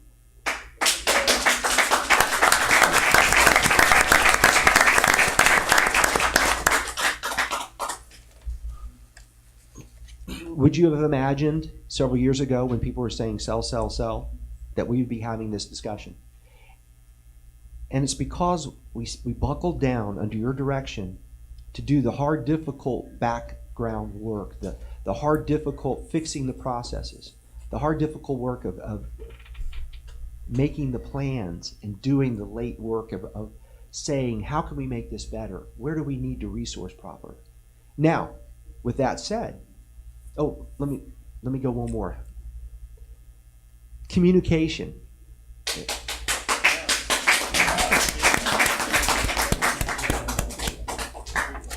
The 39th update just went out. Nobody has an excuse for not knowing what's going on or seeing one of you or one of the department directors talking about what it was happening either before, during, after this storm, and what staff is all about and what the processes and the programs. Everyone communicated well. I've gotten compliments from other communities. I've gotten compliments from the Chamber of Commerce. Lake Worth was on its game in communicating. And that's a new thing for us too. Wow. Kudos to our communication staff. And I'm not mentioning anybody's names in this because I can't. There's just so many folks, but you all know who you are, and I love you dearly. We'll do that at the next presentation. What do you need to know now? Basically, after we have done the electric hookup, which was the focus, and we'll be, continuing some work there with the street lights to get those circuits up. That's going to be the focus. But we've pivoted over to really now with Jamie's operations at Public Services going after getting the streets cleaned up. Now let's put this into perspective for people start calling my office tomorrow and saying, how come my pile's not picked up? We just had a major hurricane. The solid waste, if you haven't figured that out, the Solid Waste Authority is telling people 6 to 8 weeks. Okay? That's normal. It's not acceptable. We don't believe internally it's acceptable, and we're going to do everything we can to get the streets completely clean, but we need people to have some patience. We need people to keep the vegetation debris focused on what was generated by the storm, not by let's cut down all the trees in my backyard now because there's piles on the street. Let's not mix piles. Vegetation has to be separate from everything else. Here's the simple fact. If you put plastic, if you put anything that's not natural from a tree or piece of vegetation that came out of your yard in that pile and it goes into a truck, the whole truck has to be charged a higher rate because it can't go into the recycling for vegetation. It has to go in the dump. Okay? It's real simple. You're going to end up paying more and costing us more if you don't keep the piles clean. Keep them to a nice size, cut them. We recommended 3 refrigerator size. Keep them separate from the other debris. If you have general debris, say a couple of fence panels that blew over, not that, hey, it's time for me to replace my whole fence. There's a difference, and we know. And yes, we will ticket some people. This week, no recycling. We're not picking up recycling. This week is your bulk week. We are not picking up bulk. We're going to reschedule, and we're not going to ticket you if you have bulk out now. But please be patient if you see bulk out at the street. We're going to make those announcements. We're going to push it out. And I think that answers most of the questions on the trash and debris and vegetation. One question, you have a question? For folks who have taken their vegetation and bagged it up, should they unbag their vegetation? No, we'll handle that. Okay. Yeah, that's. But And I thought that the recycling was, they had said that it was this week, but now it's. well, the first week we didn't do recycling. You just said no recycling this week. I think this week It was last week. That was last week, and I apologize. Okay, I You just are want to right make sure there. everyone got the right message. We did pick it up this week. All right. Do not use the green and black vegetation container until further notice. All other refuse pickups will run as scheduled. And I think you have to appreciate, we were looking at the estimates, the early estimates when we went out on the streets. And with all of our trucks, all 10 trucks, all crews working 7 days a week, we could only get at 20% of a district's vegetation with all the other things we have to pick up and do. So remember, it's the same guys doing all the districts and then also doing your garbage. And so anyway, I just wanted people to be patient with that. Understand that the industry standard for us is 6 to 8 weeks. Our goal is to bring in some contractual help and exceed that. We want to exceed people's expectations about the city of Lake Worth and its recovery, but it will take some patience. Now, I just want to address a couple more things if I can, Mayor. No, First- set the timer off on. Ding. Ding, ding, ding, ding. We had the most incredible, gracious offer by several neighborhoods to do an incredible, they wanted to reach out and say, thank you, linemen. Thank you for such a great job. We want to express, which is incredible hometown kind of thing. We're going to cook for you. I'm from North Florida. That's what you do when you would carry. You cook for somebody. They wanted to cook for the linemen. And I just wanted everybody to understand that logistically, these guys came in at 6 in the morning. They were fueled up. They hit the street. We fed them there at the yard. We fed them in the field while they were working. Then they came home, we fed them, and they went to bed. And they got back up. That's the life they're living right now as mutual aid employees coming in. The more they work, the more money they make, obviously. And that's something they're focused on. And they care about what they do. I think you met some of the folks. They're really genuine people. But for me to try to figure out how to have logistically taken all this heavy equipment and cycle it through some spot in the city, as well as get them out of their truck, get them there, it would have taken a lot of time and money out of their pocket, a lot of time and money out of the workday. And it wasn't because we didn't appreciate it. And unlike what Mr. Thompson wrote in the Post, who continues to prove his incompetence in how he writes things, Point of order. Point of order. took a crack at us, and I have there's no read. I did read a post from Carl Stoglin that he wanted to apologize to me. There is no need for apology. As Lake Worth, we're family. We get each other. There's nothing there, and don't worry about what the Post says. But I wanted people to understand that. We're trying to come up with something to do for those folks, and it may be they love these long sleeve shirts. They trade them like trading cards. Linemen are crazy about that. So we're coming up with a way to send them something from Lake Worth with Irma, and we would like to put all the neighborhood associations on the back of it and some things. And if we send that to them, they'll love that. How about a video of us together doing something for them and those shirts? Well, and we've talked about an event at Bryant Park where the neighbors come out, and we just sort of have a Let's do that, celebration. yeah. So Sounds we're working with the leisure services staff. They're busy right now, but we're working on something, and we'll announce that later. But we appreciate the offer from the community. The beach will be open tomorrow, the pier at noon, okay? The rumors that we had sold the beach is not true. Jesus. I have no idea where that's come from, but it was said. The other rumor, there are no radioactive sea turtles. It is safe. The beach will be open tomorrow. Thank you. The other rumor I just want to address, the mayor and the city manager got power before everybody else because they're special. We are special. Oh, really? When I was growing up, people used to say I was special. The fact of how this comes back, it's very simple. It's like your heart. The power plant where the tie line comes into the city, that's where the blood generates the energy. It goes out through veins and arteries to the extremities. If you live in an extreme long area like at the finger, there's no sense sending a truck to repair that if there's no blood going through everything upstream. It's the same thing with electricity.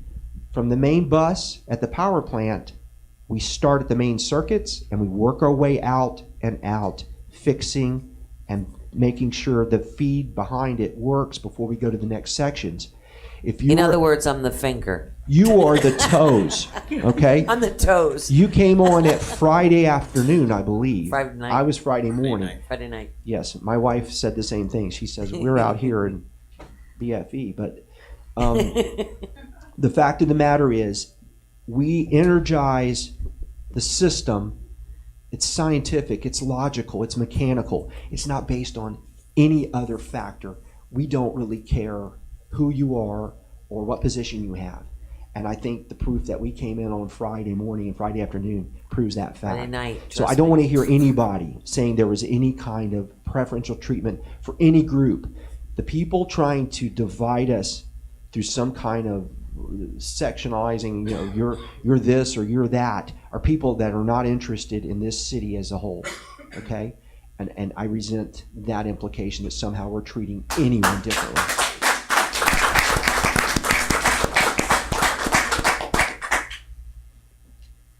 Thank you, Mike. Emergency building permits. I'm not through yet. I'm winding up. If you have any kind of work that you need done, we will get you a permit issued immediately.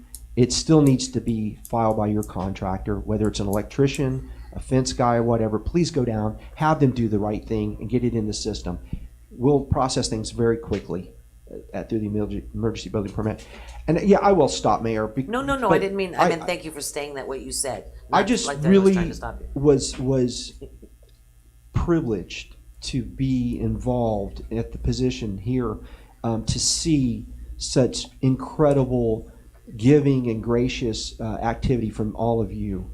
and from neighbors helping neighbors, and people in the city and the staff who are away from their families and homes. It was a privilege to work with all of you through this event, and I saw the best of human nature. And you know what? The people who are hot, angry, and tired, hopefully they have seen the best of us and will view us differently as a city and maybe themselves. And that's my hope. Together we're much more than the sum of our parts. This is a great community. This is Lake Worth, and I'm very proud to be here and to be a part of it. So thank you. That's my report.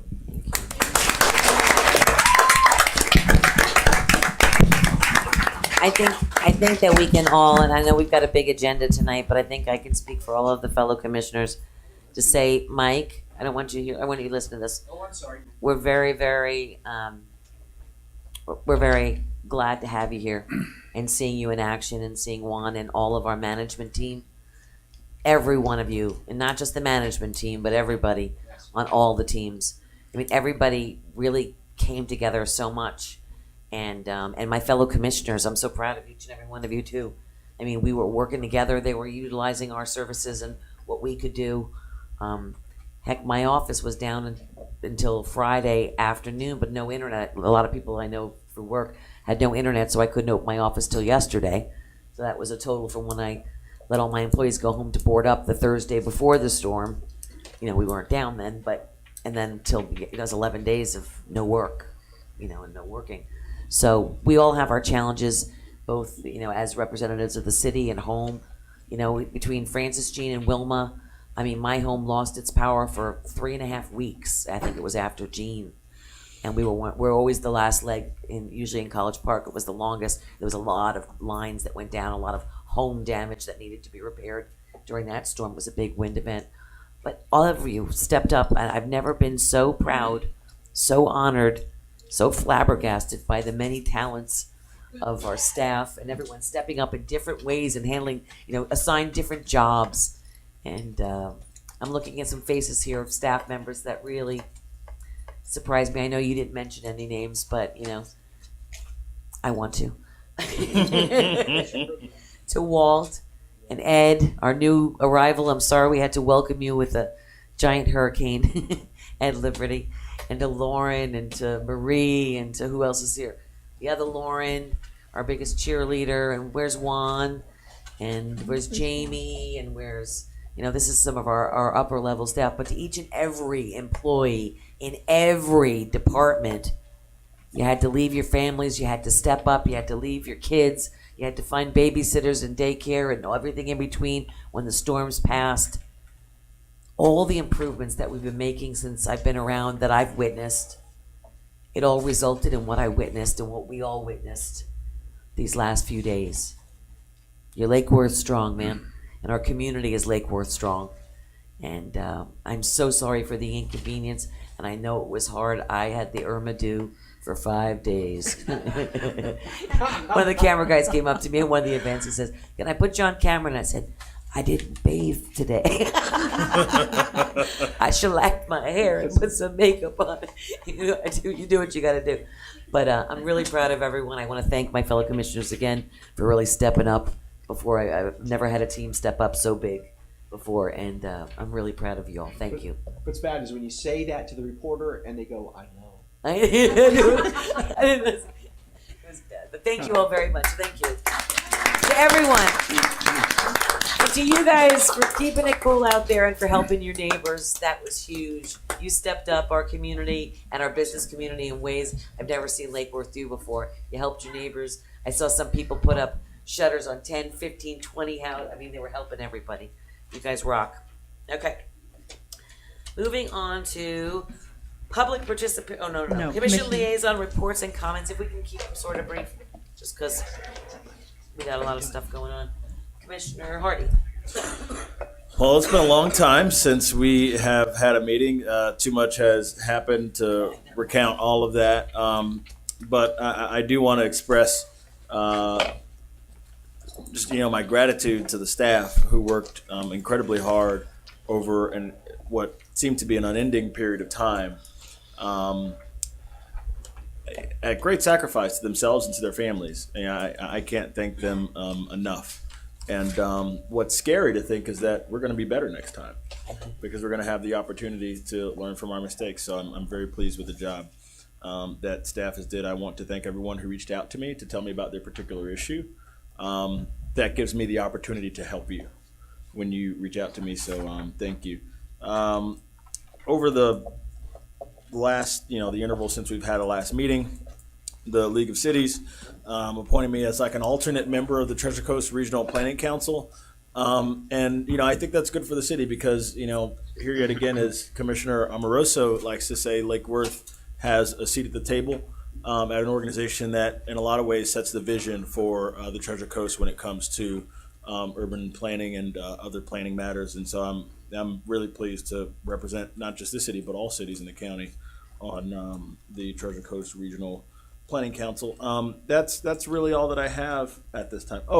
Yesterday I gave a short discussion at a club in North County, the Together We Stand Democratic Club. The discussion was about body cameras, something that I support. I understand that other commissioners have made public comments in support of body-worn camera technology. I hope to one day have a discussion about that here in the city of Lake Worth. And that's it. Commissioner Rosso? I too want to say thank you to all the staff, but I want to reach out especially to all the staff that volunteered their time. Answering the phones. Somebody had to be there, and it went out, and I think pretty much every staff member in the city stepped up at some point, and we're on the phones, and we're on the ground, and working. And I want to thank the residents. The residents really performed well. They showed their love, they showed their activism, they stepped up, they helped their neighbors. Right after the storm, I got a lot of calls. What can we do? What can we do? Can we help the city? I said, you can help your neighbors. So I was out the first morning and that first afternoon driving around with PBSO, and that's what I saw. I saw the neighbors stepping up, everybody helping each other. And I think I was one of the only people with Verizon. Verizon worked through the entire storm. I did not lose it, so I was getting a lot of the calls that other people weren't getting. No, it did. Your Verizon didn't work? My Verizon never went down. So Richard, I see you in the audience. Richard was one of the last to get his power up, and we were on the phone back and forth, and I had a lot of that, a lot of the people that, and we knew as soon as we started getting power up that we would get a lot more calls because you had your power up, but the next door neighbor didn't. We had a lot of that, and people just didn't understand. Like the mayor's, the city manager said, you were hot, you were tired, and you were calling. And I was happy to take those calls and work with the neighbors. But I want to thank each and everybody in the city because they stepped up. They showed what Lake Worth was about. Moving on, we have this got kind of lost in emails, but the library is having a grand opening ribbon cutting ceremony for its Create Lab. And it's Saturday, September 20, I don't have my glasses on, 23rd. So my social media friends put that out. Yeah, my new glasses. Social media put that out so we can support the library. Like I said, it got lost in the hurricane, and we need to get that out. We were at the table again today with the Sober Home Task Force, had our first meeting after the storm. If you don't know, I sit on the Sober Home Task Force for Palm Beach County, and we just got funding to do another year. So we've got a lot of good things going on. We're writing legislation.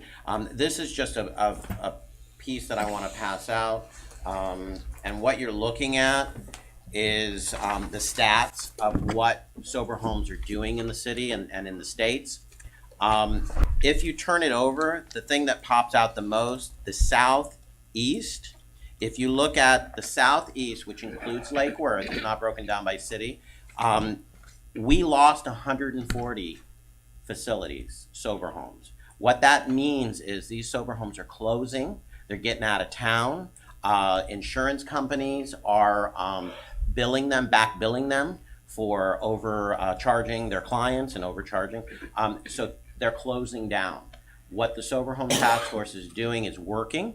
However, if you look at on the same line, or actually on the next page, number 7, Suncoast has gone up and they've got 166 new facilities. That's the West Coast. So what they're doing is they're leaving us and they're going to the West Coast. And there was also a young woman there from Atlanta looking to start a sober home task force in Atlanta because they're getting inundated. So what we thought was our problem, we're working on our problem, but it's becoming somebody else's problem. And last but not least, I attended the CRA Hatch first event and was able to crown Miss Little Guatemala and Little Mexico. Little Mexico is 6 foot tall at 15, and she told us that she was just looking forward to going to LA and being famous. So it was Not so little Mexican. not Little Miss Not So Little, and it was a great event. A lot of people came out after the hurricane. They were able to get out of their hot houses and come out and have a great event. And there's going to be a lot more events going on at the new Art Center, which is Hatch, put on by the CRA. Commissioner Robinson? The staff was fantastic, down to, it showed the pride that the leadership is generating to all the employees of the city, down to the drivers and the guys out carrying the trash bags out of the park and the piers, and the pride that shows in their work and what the city looks like today was fantastic. So again, thank you. Citizens showed their pride by understanding and having patience. We're back to business. We just passed a budget that doesn't have much in the way of aquatic activity at the casino. We are waiting for a comprehensive plan for compensation. We're again now waiting for an RFQ on the casino property. We're also expecting to hire an internal auditor sooner. And I'm wondering whether, with all the fencing that's going to be done, whether an ordinance couldn't be attached as an amendment to some other ordinance to allow vinyl fencing in Lake Worth. I'm proud of our city, and I don't want to say I'm looking forward to the next hurricane, but you've got to know that the leadership is there. The experience that Ed has in the last 5 weeks is fantastic. So Lake Worth is awesome. Thank you very much. Ms. Mayor? Thank you, thank you, Madam Mayor. First of all, I'd like to thank the city manager for his report, and I look forward to the final report. I guess each of us will have an opportunity to weigh in with you and give us our thoughts and whatnot. So thank you again. You know, I've had some time to reflect on what's taken place over the last couple of weeks, and it reminds me at the end of the day how oftentimes in my family at Thanksgiving, we will sit around the table and challenge each other to speak to the things that they're thankful for. And I think that I'd like to take this opportunity to celebrate an early Thanksgiving and tell you some of the things I'm thankful for. First of all, I'm very thankful that we didn't have a loss of life or any injuries, serious injuries to speak of. I'm very, very thankful. We were blessed, we were spared, unlike some folks around the state and Houston and other parts of the country. And I know that we're all praying for those folks to get their lives back and for a speedy recovery. I want to be thankful and give a shout out to obviously the city management and leadership team and all the employees, all the staff for participating in various functions that they're not normally accustomed to. I mean, everybody that I was in contact with seemed like they were doing something a little bit different than what they were normally doing. For example, from the leisure service folks being responsible for handing out the food to the linemen or whatever, to the library personnel handling the telephones. Everybody was doing something a little bit more, a little bit different than what they would normally be accustomed to doing. And I'm so very proud and thankful for their effort, and they all did it with a smile on their face, and they were all tireless in their efforts. I know we don't want to really start mentioning names, but I also am thankful for our new communications director, Ben Kerr. Thank you. I don't know how he did it, but the incredibly long hours that he put in gathering information, monitoring social media, all the things that he had to do He got very little rest through this whole event. And I'm also thankful, very thankful to him for his skill sets with respect to getting certain documents, communication, translated into Creole and into Spanish so we could get it out to the community to the best of our ability. I also want to thank our utility department for something that they did that I think that deserves special recognition. On Wednesday, I received a phone call from a nursing home outside the city that was in distress. They couldn't get in touch with FP&L through the website. They couldn't reach them by telephone. And I took the information and I shared it with the city manager, who kicked it up to the Palm Beach County Emergency Operations Center. And I immediately went to the nursing home to see for myself what was going on. When I got there, I saw probably a dozen elderly people in wheelchairs wheeled out of the building with wet cloths on their head because they had no air conditioning. The power had been restored around the building, but for whatever reason, they weren't getting the full power they needed for that facility. When I asked the administrator how long it had been going on, she gave me a time frame, which I'm not going to repeat publicly. But I was appalled. I was absolutely appalled. So I called back to the city and said, look, they have power all the way around the building. Can we please send somebody over from our utility department to give us some kind of an idea of what the heck is going on here and why they're not getting power? Meanwhile, Palm Beach Fire Rescue was rolling in. Fire engine after fire engine, ambulance after ambulance. And they were taking people out every 3 or 4 minutes because they were suffering from heat exhaustion. So I think in a very large part, our utility department and our spirit of cooperation and mutual aid prevented a very serious tragedy here in Palm Beach County. And I really thank you, Mike, and the utility team for showing the compassion that we did in a trying time for our citizens. We still had enough in us to reach out to others that needed us the most. So thank you so very much. I'm also thankful for the fire rescue service. We received a phone call in preparation for the storm from the Guatemala Mayan Center. They were in desperate need of some sort of a better plan than what they already had in place to communicate with their populations that they serve. And we were able to put together a plan where we took a fire engine and a team of firefighters, and we literally took someone from the center who went through each of the migrant trailer parks and neighborhoods through the loudspeaker to let these folks know that there was a storm coming and that they needed to evacuate. We passed out hand literature in Spanish for those who could read it, so they could also communicate to folks and let people know where the shelters were, so they weren't shut out like they were the last time we had a major incident. So I think that the fire service deserves a tremendous amount of credit for potentially saving lives and injuries.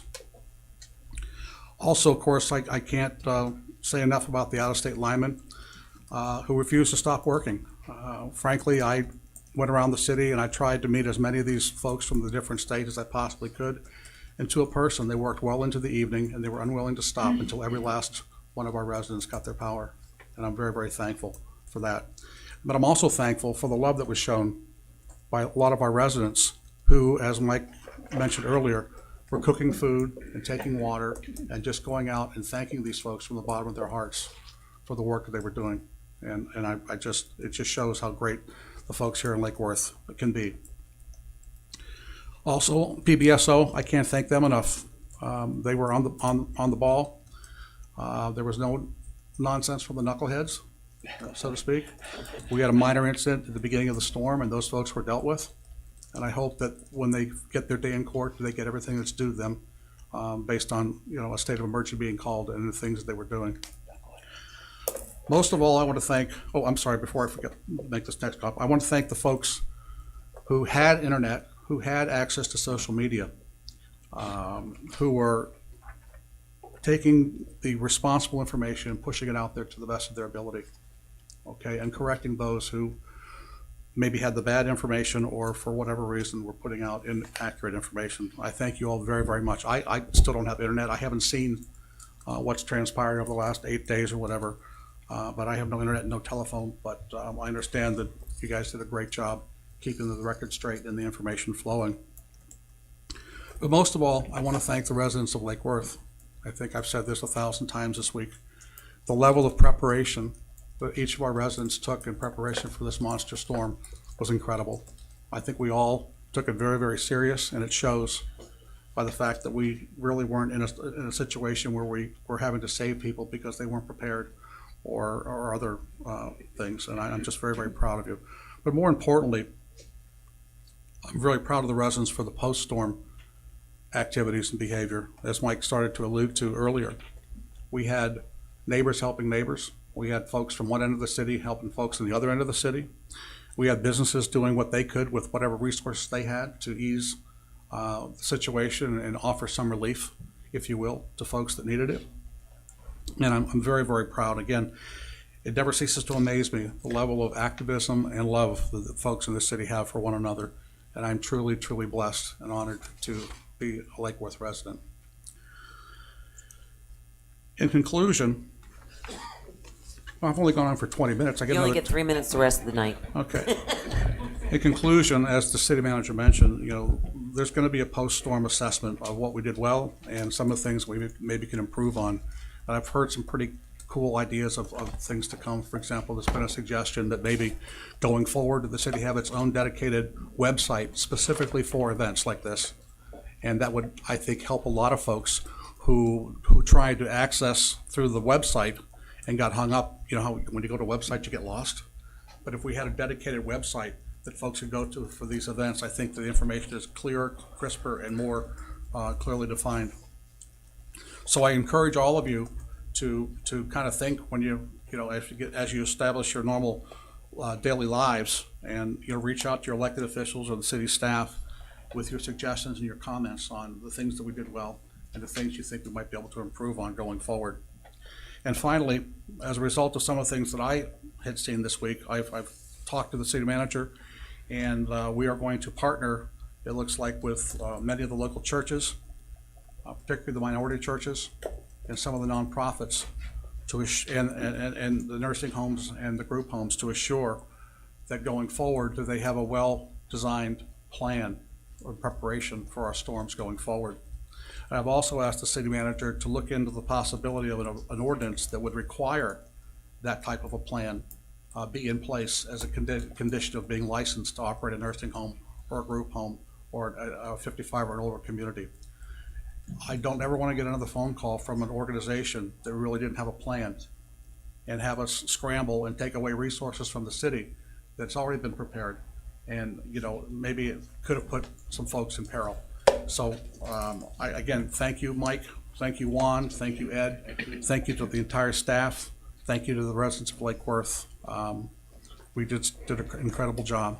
And these are the things that I'm thankful for. And I'm thankful to be a Lake Worth resident. Thanks. Thank you. For my own recap, a couple of things outside of storm related that I'll do first. North Grade Elementary assistant principal called to let the mayor and commissioners know that starting September 5th, North Grade Elementary will be blocking K Street between 8th Avenue North and 9th Avenue North from Monday through Friday from 7:30 a.m. to 8 a.m. to provide a safer space for parents to drop off their kids to school. So you might see that change if you happen to use that to commute in the morning. They'll be changing their traffic pattern there. Also, we have landlord training class that's going to be taking, yes, you heard me right, landlord training class. It's going to be offered 2 times, September 21st from 5:30 to 7:30 p.m. and October 19th from 8:30 to 10:30. Hopefully this is an ongoing program. We're going to talk about our codes here. We're going to talk Legal Aid Society. PBSO is going to be a part of it. We're going to take all the issues that we have to deal with here locally and the questions that people have, and we're going to teach the landlords what our rules and regs are and how they need to operate here and take care of their tenants and what they need to do right here in this community. So we want to make sure, we want to encourage them to be very successful business people that are taking care of the residents of this community in a great, safe way, and that's following all the rules and regulations. So I think that's really neat. I also would like to see, I've received a message, a coordinator for international affairs in the city of Lappeenranta, our sister city in Finland.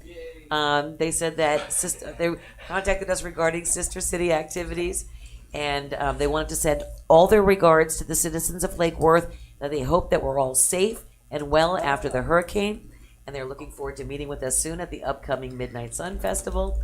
And they offered a formal international coordinator to work with us on any sister city events. Tell them to bring vodka.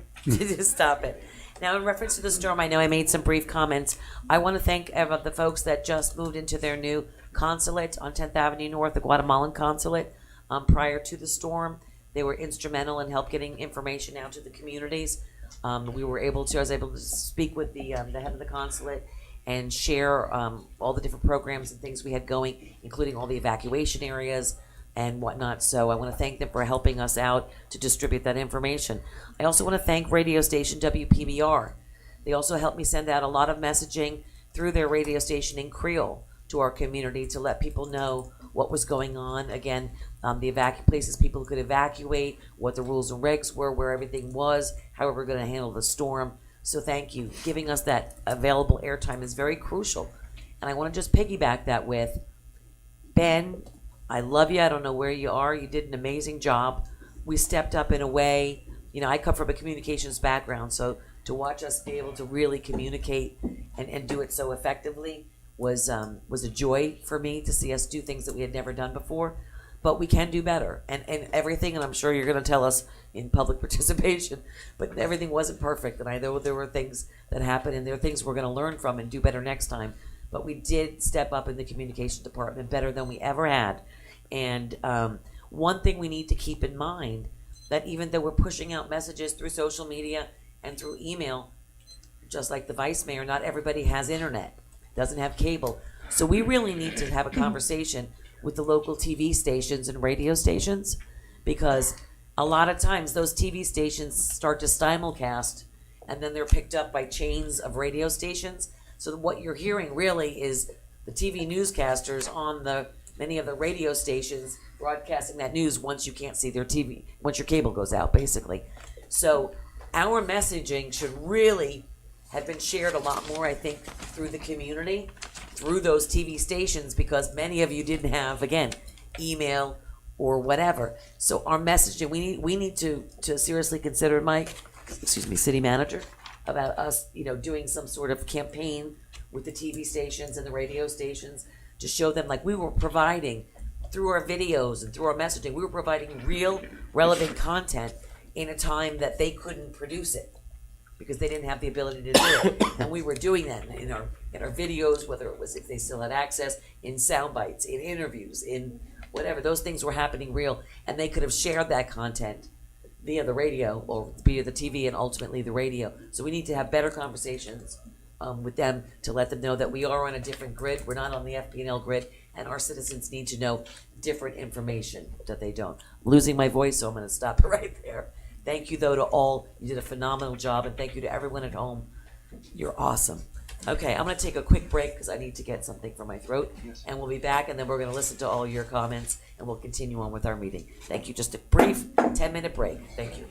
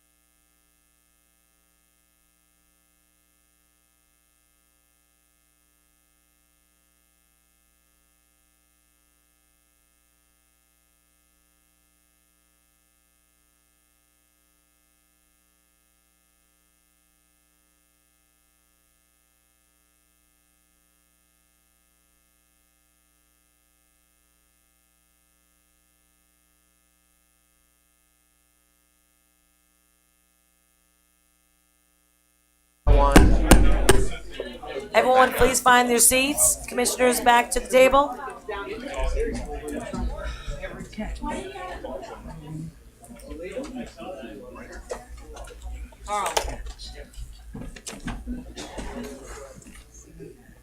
Okay. Moving on to public participation of non-agenda items and consent agenda. First up, Carl Stovlin, followed by Lynn Anderson.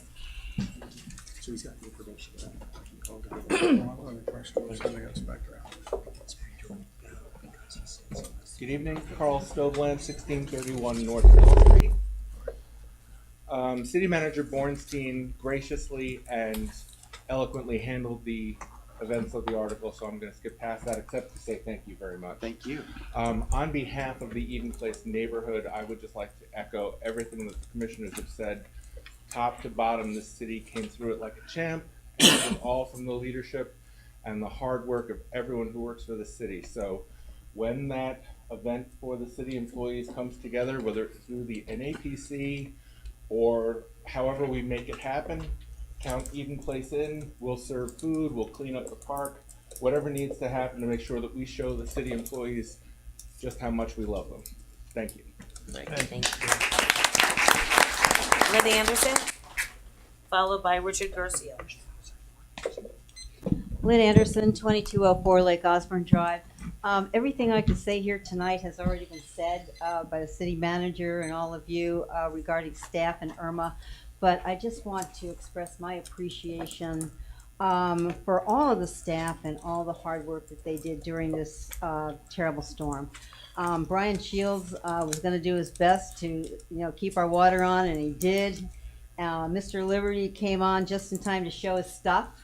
And a special thanks to Walt Gill for all his alerts and his complete follow through with every problem that came his way.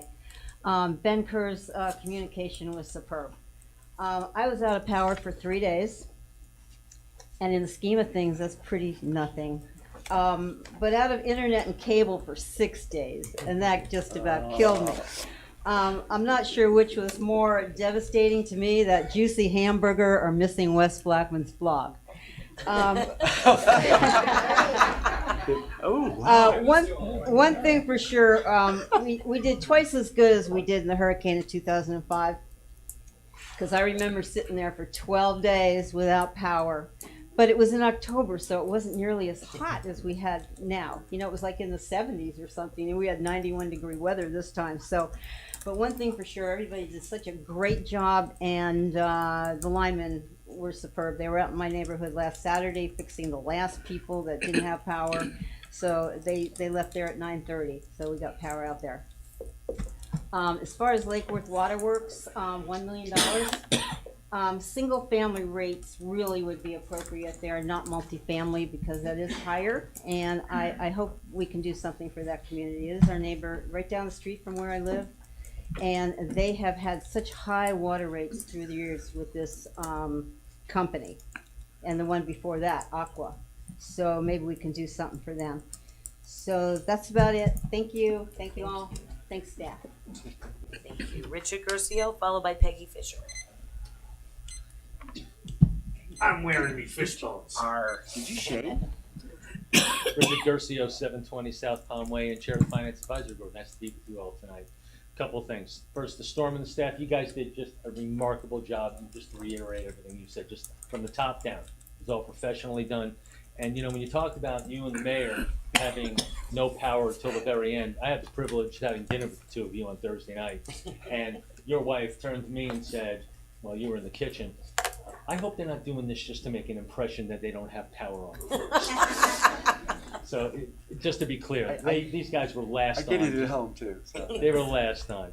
To the naysayers, stick it, okay? It was all done. It was all done the right way, and just please, just go the other way. Reserve balances, you can't take the electric utility reserve balance down below what it's supposed to be for 2 years because you want to reach rate parity, yet not want to use the reserve balances to cover storm damage. You can't.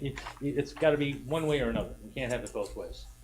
What I'm really here for, though, tonight is we as the Finance Advisory Board are a little dismayed. Our mission, as it says here, let me see if I can get this up here. There it is.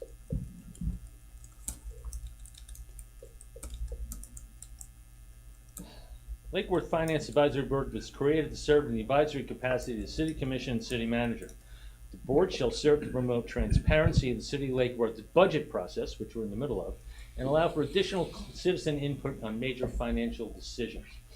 Now, this board has worked diligently and hard for the last year, bringing in senior city staff to educate us as far as what goes on, and for us not to be able to present here tonight, to give you our input, the fruits of that labor, dismays us a little bit. We need to have a conversation about it. We need to decide what our mission is. We need to have that discussion either publicly or privately, but we do need to address that. We were really prepared to be here tonight to give you a presentation as to what our findings was at the first hearing of the budget and what we thought about that. Not just a memorandum of support, as was written down. It's more of our report to you on how we feel about certain instances in the budget. We need to have that discussion, and we need to have it soon, because we have some folks that are a little curious about why we're not here and why our presentation was postponed. We don't have an explanation for that, and we'd like them. So, on with that. That's all the negative. I don't want to be negative. This is a positive thing. I don't want this to go forward. But again, great job. I mean, great job for the city, and to see all of you out there doing videos and 39 updates. I mean, 39 updates, and people are saying that you guys aren't giving us any information. I mean, just come on. Let's go with that. Thanks. That's enough for me. Thank you. Right on time. Good job. Peggy Fisher, followed by Dustin Zacks. Cats. Peggy Fisher, 508 North A Street. I agree with everyone, and all the kudos to everyone in the city of Lake Worth who works for the city and all they did, and to the residents. And I'm glad Vice Mayor Maxwell brought up the first responders, fire rescue, PBSO. And for a lot of them, Irma's not gone.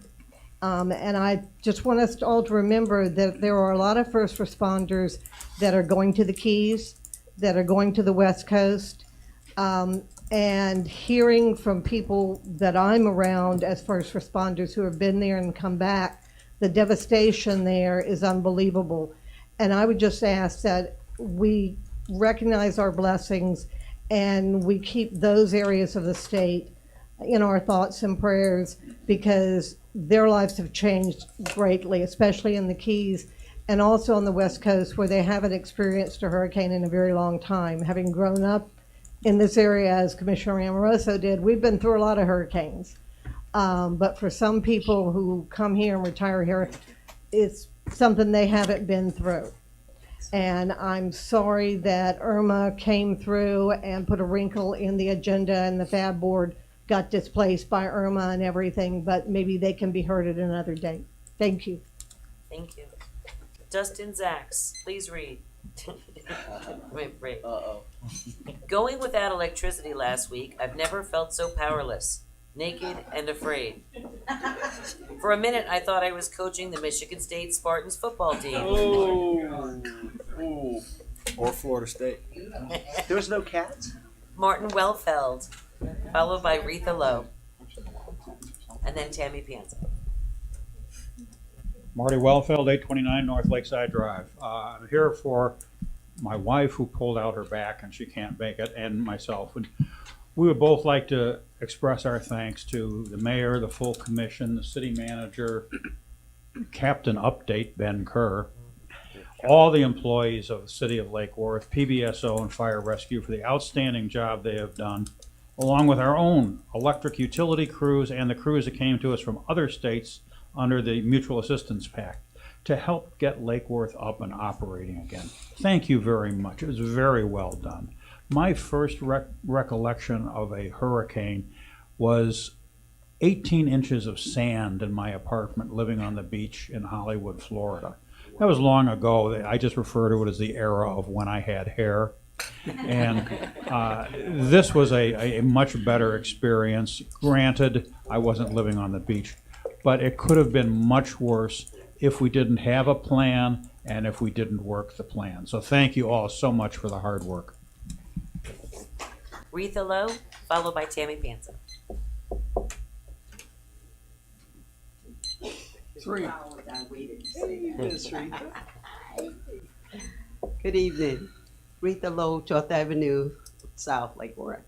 I waited 2 hours just to come and thank the city and the team, that's what it called, the team, and all the employees and the citizens of Lake Worth.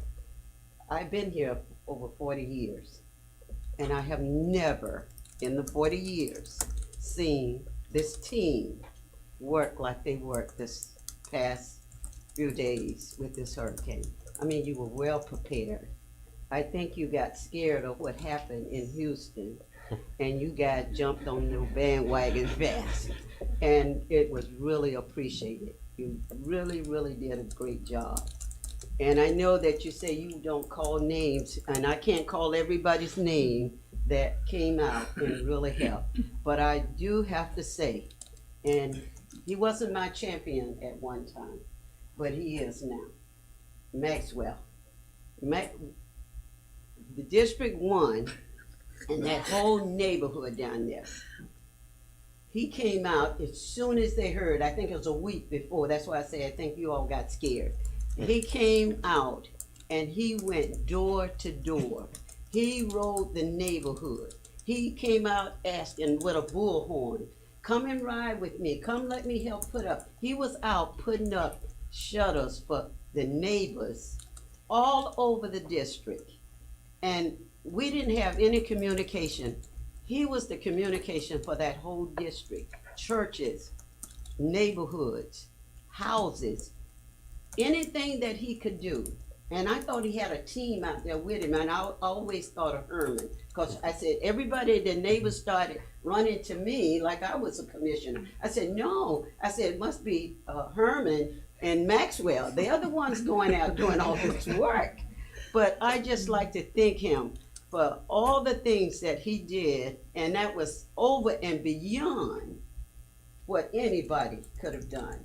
That he kept that community and that district in tune with everything was going on. Every time he got an update, you was talking about the 39, he was back in the neighborhood telling everybody. He really, really did a terrific job, and I really appreciate it. And we had another incident down there that we had one of our residents who passed away. And the kids didn't know what to do. Everybody, and they came to me on Friday morning telling me, the city of Lake Worth won't let me bury it. They won't let me get a grave. They were going on, I'm going, and I'm at the hairdresser. And I'm going, what are you talking about? What do you mean our city don't let you do what? And I said, wait a minute, I think something is wrong. Let me call the commission. I got on the phone and I called Maxwell. I said, listen, I don't know what's going on. Here, take this number, get in touch with these people, find out what is going on. They're blaming the city because they can't bury their mother. And Maxwell said, okay, I'll take care of it. He said, I'll call you back. I said, please do. Within an hour or so, he called me back. He said, I think there's a misunderstanding somewhere with the family. We need to all be on the same page.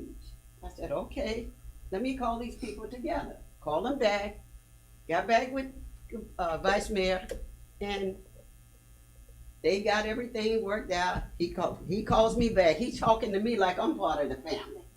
And so he got everything worked out. He called me back and he said, wait a minute, our crew is out taking care of the cleanup and everything. And maybe they misunderstood what was going on. We'll take care of it. We'll get it taken care of. Don't worry about it. Lord and behold, call me back. The guy's down there digging the grave.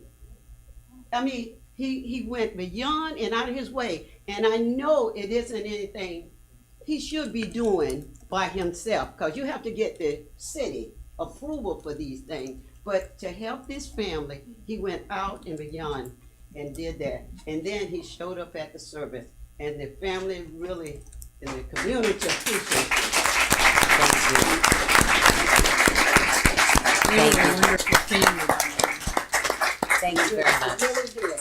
And I just wanted to give this to the commission, and I only have this one copy because they only gave it to me. And this is a program that the Leisure Service Department have at our community center. We have a Jazzy Senior Club. And it meets on Tuesday and Thursday from 10 to 1. Thank you. And we're having a fellowship luncheon on the 19th of October. And this is a special thing that I'm putting together to invite our commissioners and city managers so that you all can drop in. You don't have to stay, but come Thank in you, and Commissioner see what Lowe. it's all about. When I think of Jazzy, I'm in. In, baby. when you look up Jazzy, Tammy Panza. Jazzy, you see Aretha's picture. I have no idea how I can follow that one. You're awesome. I just want to thank everybody. I really, really do. From a communications standpoint, I'm used to kind of gathering the info and throwing it out there and ricocheting it. And I have to say, Ben Kerr did an awesome job. From the first video that Pam put out when I couldn't get online to view it, and I'm like, here, can you put out a transcript? And they did. To the last one that I watched, I haven't watched them all yet, when they had the trucks and the linesmen and the meeting together and everybody's driving out and the great soundtrack. I just want to say frickin' awesome. So thank you. And then for getting everything back up and open, I really do believe that we beat FPL. Not that it's a contest, but yes. And again, all the departments, all the teamwork, all of the hospitality from the neighbors, and I think we held it together. So thank you. Thank you all very much. The city staff, I'm sure if they could speak right now, would thank you so much for recognizing what they've done. Thank you all. Okay. Approval of the minutes. I'll entertain a motion. So moved. Moved by Commissioner Hardy. Second? Second. Seconded by the Vice Mayor. All those in favor state so by saying aye. Aye. All those approved? I'm sorry, all those. R. Motion carries unanimously. Yeah. Thank you. Moving on to the consent agenda. Moved by Vice Mayor. Seconded. Seconded by Commissioner Hardy. All those in favor state so by saying aye. Aye. All those opposed? Motion carries unanimously. Moving on to new business. Item 12A, adopt a fiscal year 2018-22 capital improvement plan.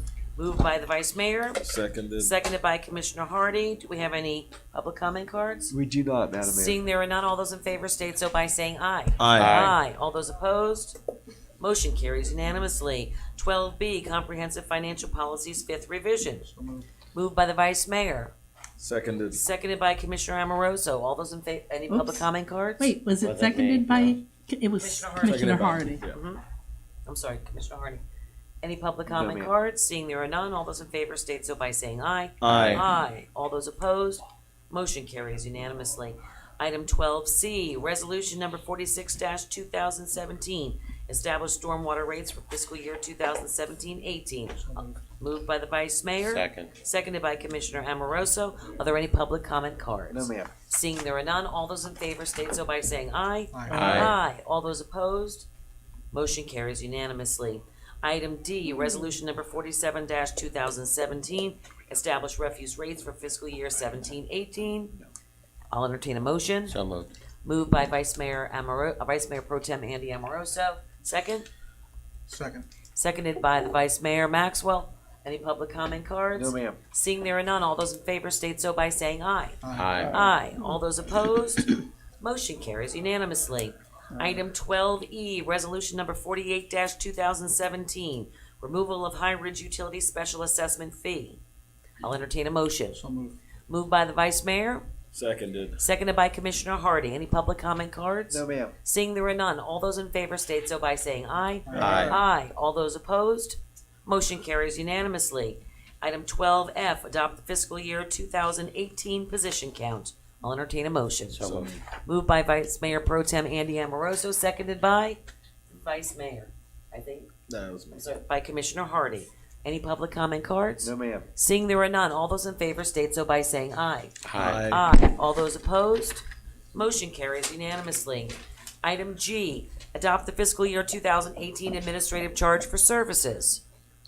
Moved by the Vice Mayor, Second. seconded by Commissioner Amoroso. Any public comment cards? No, ma'am. Seeing there are none, all those in favor state so by saying aye. Aye. All those opposed? Motion carries unanimously. Item H, adopt the fiscal year 2018 contribution from enterprise operations. I'll entertain a motion. So moved. Moved by Commissioner Amoroso.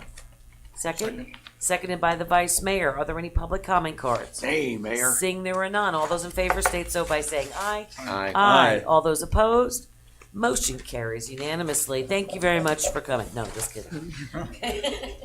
Moving on to the Lake Worth Electric Utility, other than all the gaga we've had for you this evening. Mr. Liberty, come on up here.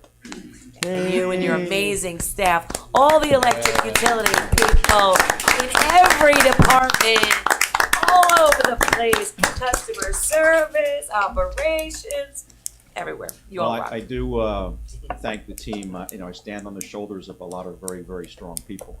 The fact that I got here 5 or 6 weeks ago isn't why we had the success we had. It was because of the work that was done long before I got here. Walt Gill, who you all know, I can't say enough about the work that he did for this city, his commitment. I think yesterday was the first day he saw his house in daylight. So, for many people, the storm started Thursday or Friday when they were boarding up, and certainly Saturday when it looked like it was going to be here for real. For our mutual aid crews, they got on the road probably Wednesday or Thursday, as far away as Oklahoma and other states, right? And drove long ways in those big trucks at 62 miles an hour, because that's about all they'll do. They got here as they tried to come down the peninsula. What was in reality happening, the storm passed us, but now they had to drive through that storm to get here to help us, because you all remember it went basically up the peninsula and took out a lot of stuff on the way. So while the rest of the state was fleeing north, they were driving into that with their trucks to get here, at times having to pull off the road due to high winds. They did get here. We managed to get them into hotels, a few hotels that still had space. I think some of them really like the hotels. We may have to replace some bathrobes and towels at some of those hotels. But they, you can imagine after. So, all I could get.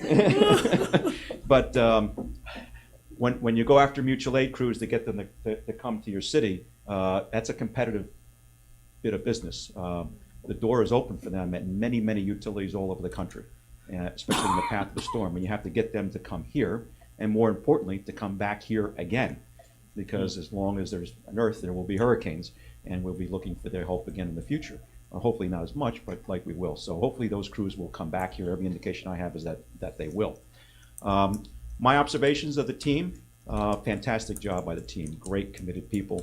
I saw it getting ready, and there's a culture in the utility industry, and it's certainly evident here as it's been in the private sector where I worked before.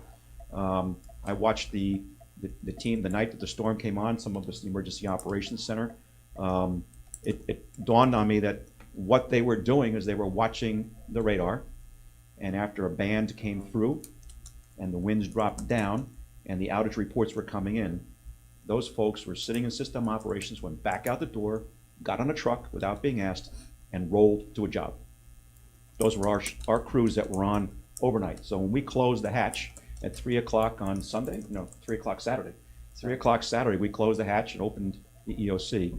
Those folks were responding in between the rain bands and the wind bands to go out there and restore the customers that they could.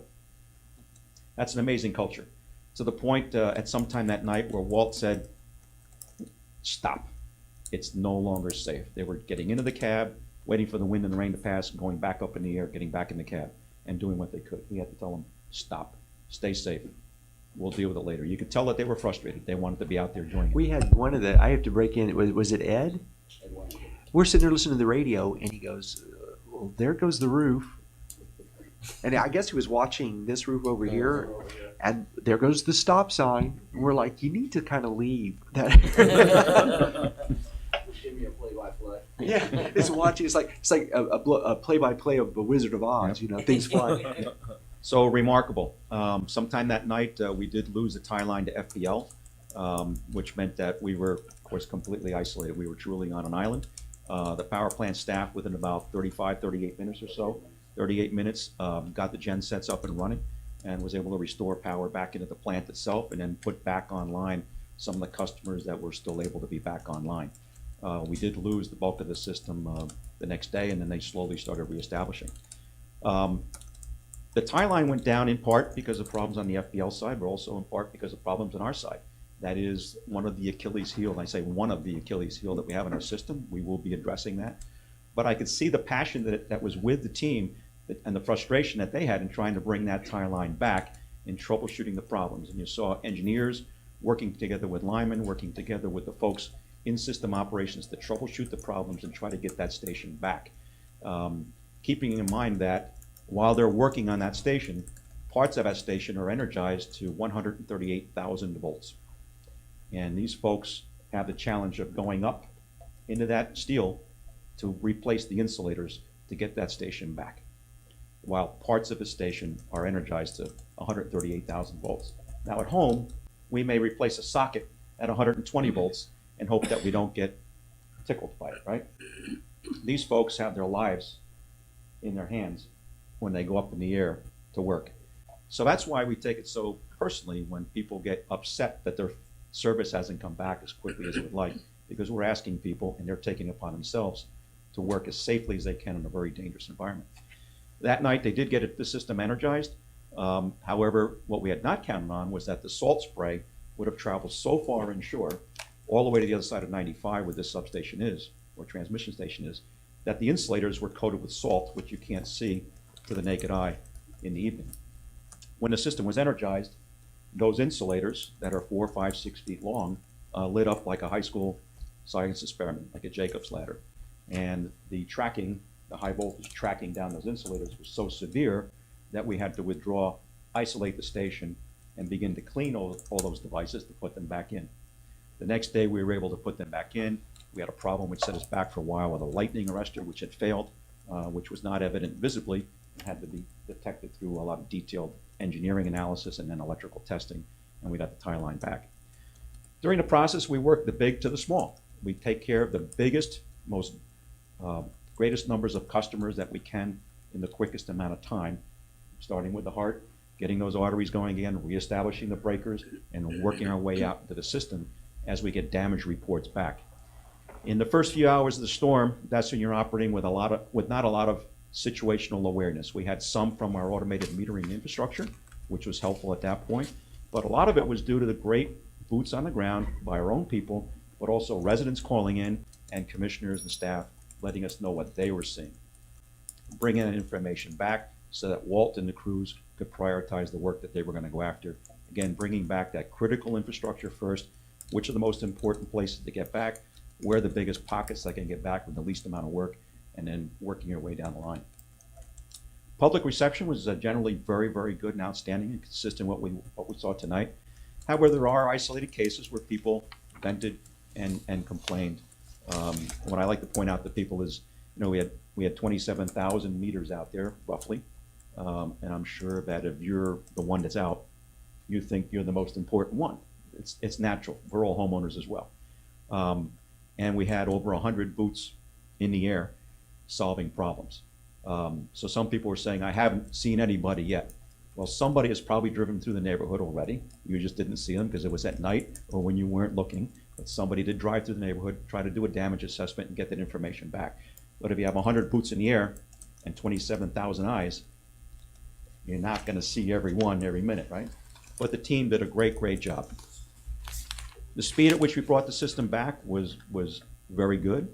There are things that we can do to get better. We will kick off, actually tomorrow, it's already been scheduled, our first meeting with my leadership team to talk about opportunities for improvement. And I caution people to say, it's an opportunity for improvement. It doesn't mean that we did anything wrong and that we messed up. It means there are things that we learned as we went through it that we want to document very quickly and then get more people working on them to make it better for the next time around. It will be better next time around. That's natural. But hearing where the organization was many, many years ago and seeing what they did this time, outstanding work. If it's things that slowed us down, that we can improve them, are certainly not because of a lack of commitment by the staff.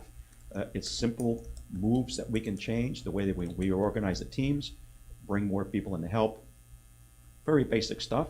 It sounds basic now when you look at it in hindsight, but there are things that we can certainly do. So the team did a great, great job. Believe it or not, we still have people as of 10 o'clock this morning, 11 o'clock this morning, Jason Bailey, who runs system operations, hasn't seen his home in daylight yet. And he's still on the board, giving instructions on the radio. The crew's out there doing switching and keeping the system going every day. So the electric staff, as all utility staff and all city staff, they left their homes too. I know that Jason, in his particular situation, has 4 young children at home. His wife had no power in the house, so she was taking care of the kids through this whole situation while he was in the command center, not too far from home, keeping things going. So he's an example of the culture that exists in the city, to do the right thing and to do it as quickly as possible. So my hat's off to the team, and I look forward to leading them to an even better response the next time around. Thank So, you. thank you. I have a question for you. When you mentioned the salt water on the insulators, we had it probably about 6 months ago or 8 months ago, maybe. Well, you might remember this is under the former. Yeah, I know. I'm scratching my last 2 brain cells together. But we had a question up here. If you commissioners remember, we were saying, I don't know, we were saying, you know, one of the products that the former utility director had mentioned, there was a concern about its. It was the 26 kV system as it relates to being close to the ocean and salt water and sea mist. I believe that's what you're talking about. I don't remember what it was. I was trying to get. And there's a new And there was a new solution that or you something can that put came on out. it to Yeah. that you keep the spray salt. on. And I just wanted to make sure that, having just gone through this and you're having to deal with that, that we're buying, using, putting into our maintenance plan, whatever that is. We can certainly take a look at that, and I'll follow up on that to see what became of that. However, the fact that we are so close to the water, no matter what you put on there, it just slows down the rate at which salt becomes an issue. Eventually, it's an issue anyway. It's very, very common. It requires a lot of cleaning. And what I've also seen is that you may have cleaned it a few weeks ago, but what happens during the hurricane, you'll get water spouts. All kinds of stuff is going to happen out there. It's going to pick that water up and bring it in and dump it. You don't realize it, but it might be rain, it might be salt that's picked up and carried a few miles and then dropped here. We haven't found any fish out there yet that don't belong there, but those things do happen. They're on the golf course. Yeah, they're on the golf course. I just wanted to bring that up just because that was something that's mentioned. a good point. We'll follow up on that. And then we do have one item under new business, a purchase order to purchase solar-powered school safety zone lights. Yes, we do. Okay. So moved. Move. Seconded by Commissioner Hardy. Any public comment cards? We have one. Okay. I believe we do. Yes, we do. Fisher. Peggy Fisher. Come on down. Peggy Fisher, 508 North A Street, and a member of the Electric Utility Board. And I would ask that this be postponed because I think there's more information that needs to be provided to the board and maybe to you all. Here is, and I'll hand this to the city manager, the new FDOT manual about school zones that just came out in July. The board actually reviewed this in June. And at that time, there was a question about why is the city paying for it? I found out that's state statute. But there are a doubling of signals. And where they were determined, we questioned, or I questioned, and some of my board members questioned, and we asked for more information on that. Well, due to various things, that has never come back to our board. Why certain schools have 7 signs, signals around them, some have 3. Of our public elementary schools, we have 2 that will have 3, 1 that will have 7, and 1 that will have 6. And of the one that's getting 7, a number of them are new ones, including ones on 10th Avenue. So I supported buying signals. It's our responsibility, but I think there's a little bit more work and clarification and information that should be provided in how we look at it, and especially with the 73-page manual just put out by FDOT regarding school signs and all the regulations regarding them. I support it, but I do think it needs to be reviewed further. Thank you. Okay. Question I have for you, City Manager, is, and if you'd stay too, maybe you might have some insight, is that, is there a possibility in these regulations that it would change the amount of signs that would be required per school? Madam Mayor, I don't know the answer to that, honestly. Okay, that's number It was one. my understanding that this was coordinated with the school district and the sheriff's office, and it's a program to replace Well, you're worn out doubling the signs. number of signs. But what I'm saying is, I don't know. And that the was our she's asking question. specifically. My question at the time was, why 7 around North Grade, many on little avenues that are 1 block? Why only 1 for Sacred Heart? Why none for the Positive Learning Academy? It was more the placement, and we never got that information. Okay, Ed, did you have something to say? I just want to make sure, that we know, first of all, is there any jeopardy that we have, or are there any grants applied for towards this, or is there anything that can't give us a moment to step back and to just answer a couple of these questions? No.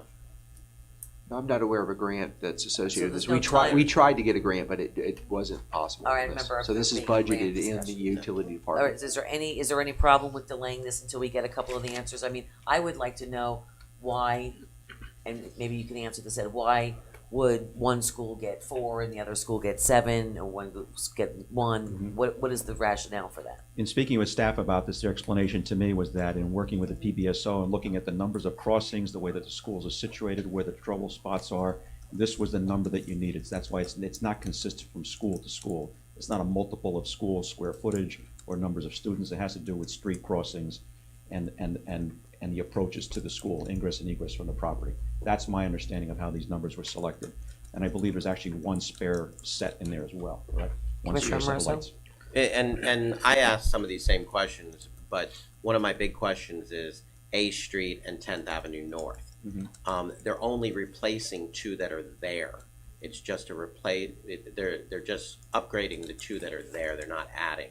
If anything, we've seen in most of that neighborhood is gone already. But I would like to be able to step back a little bit and look at some of that area. A Street has become a really big problem for that district, all the way through.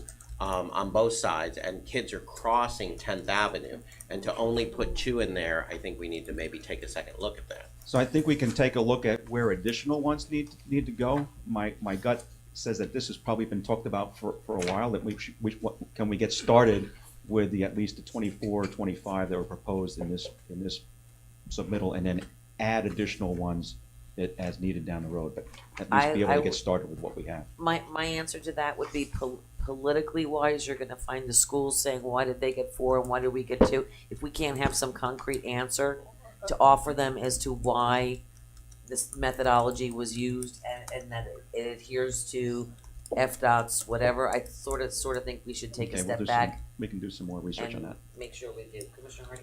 Maybe I didn't hear correctly, but I thought we heard a pretty decent answer as to why some schools had more and some schools had less. It wasn't necessarily about a formal equality from school to school, but about looking at what each school needed, given the different approaches to the school and intersections around it and whatnot, and providing what the school needed, not necessarily equalizing, across the board. I agree with Commissioner Amoroso about A Street and about 10th Avenue. But I don't see that necessarily as a reason not to start with this. We're not kept from going forward with more of these solar powered signs in the future. This is, as far as I'm concerned, just a starting point. We can continue to take public input and come back with additional measures. I think, being that the school year is like right now, I think we should get started as quickly as possible on this and add signs where we can. I have only one caveat. Private schools and charter schools, in my opinion, should be kicking into some money if they're going to ask for signs over and above what PBSO has found necessary for their areas in particular. Just my thought. Just a question in reference to what Commissioner Hardy just said. Are there no signs there now? There are signs, they're aged, and some are broken and not functioning. This was to replace and I believe install new locations that were recommended. So it's a both. Some of the signs, I don't know if it was joking when staff told me they were 60 years old, but Was it, what is the total? Was it $96,000? We're having a lot of time. We're having a very hard time keeping them flashing, and so they're on all the time. Quiet in the chambers, please. Well, that's If- what I was told. Maybe it was on some other locations. I don't know, but that's what I was told. My concern was more in reference to the fact that if there's anything in here that requires we to have a certain amount or less amount or whatever it is that we're following the FDOT plan, or if there's, I mean, I don't mind postponing for, a week or 2 weeks. When's our whatever, next but- meeting? I'm sorry? When's our next official meeting? October the 3rd. And if I could, I believe that there was something about this fiscal year, it's been funded, but they don't know if it's gonna be funded next year. We'd have to budget into next year for it. That's just what I heard. Then with that knowledge, I'd be fine with starting with the amount that's recognized. If we're gonna not have it at all, then I would be fine with starting and then add on. But I do want the input of the UAB, and I also want to make sure that we're cross-referencing with the latest FDOT regulations. I'm sure EUAB would do that. But if it means losing the ability to get this in this year's cycle, Jamie may know. then I would vote for that. Commissioner? Okay, just for clarity, from what I understand, we're paying for this, correct? That's correct. Okay, so nobody else is paying for it, we don't have any grants. I don't have a problem with moving it forward tonight, but that means in the future, if we look at this big 70-page package and there's other things that we need to do or other things, you need to find the money in your budget because you have already budgeted for that. That's correct. And, moving forward, he's going to have money in his budget for more or A Street if we've missed them. And I truly believe after looking at A Street that we need more on A Street. At 10th and A and maybe down A Street because from what I understand, you're only replacing 2 existing. You're not adding. So, I would like to I have no problem moving this forward for the school year. I totally agree with Commissioner Hardy. How fast do these go up? Are they even going to be up for this school year? I have to defer to Walt on that question. Is it that quick, Walt? They will go up real quick.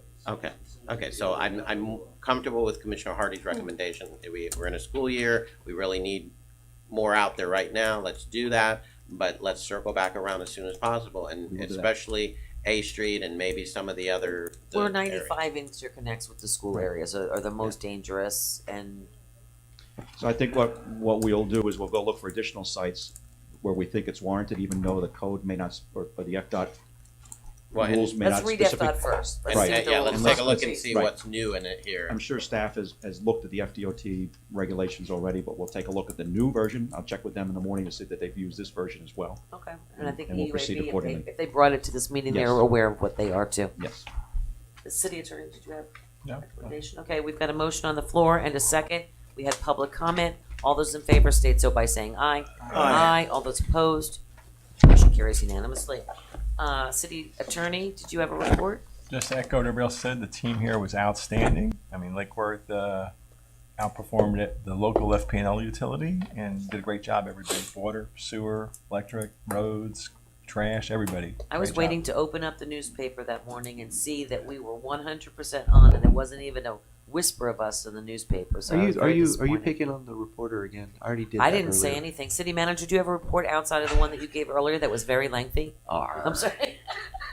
I just Happy want to say I International believe Talk we About have the students here from Palm Beach State College. Is that correct? Or Florida Career College, I apologize. I'm at Action upstairs. I apologize. I got the wrong school. We're really glad that you're here, and hopefully you saw. This is where government really works. It doesn't work in Washington or Tallahassee. This is where things get done. These are the people that do it. So. Thank you all very much for being here. All right, I'll entertain a motion to adjourn. So moved. Vice Mayor. Second. The Vice Mayor has a question. I'm sorry. I just wanted to thank the students for being here and ask you if you would please come again and tell your friends. All right, thank you. Anytime. Of course. It's $20. I have to first get them to vote to adjourn. Souvenirs, $20. I'll entertain a motion to adjourn. So moved. Moved by the Vice Mayor, seconded by the Vice Mayor Pro Tem. All those in favor state so by saying aye. Aye. Motion carries unanimously. We are adjourned.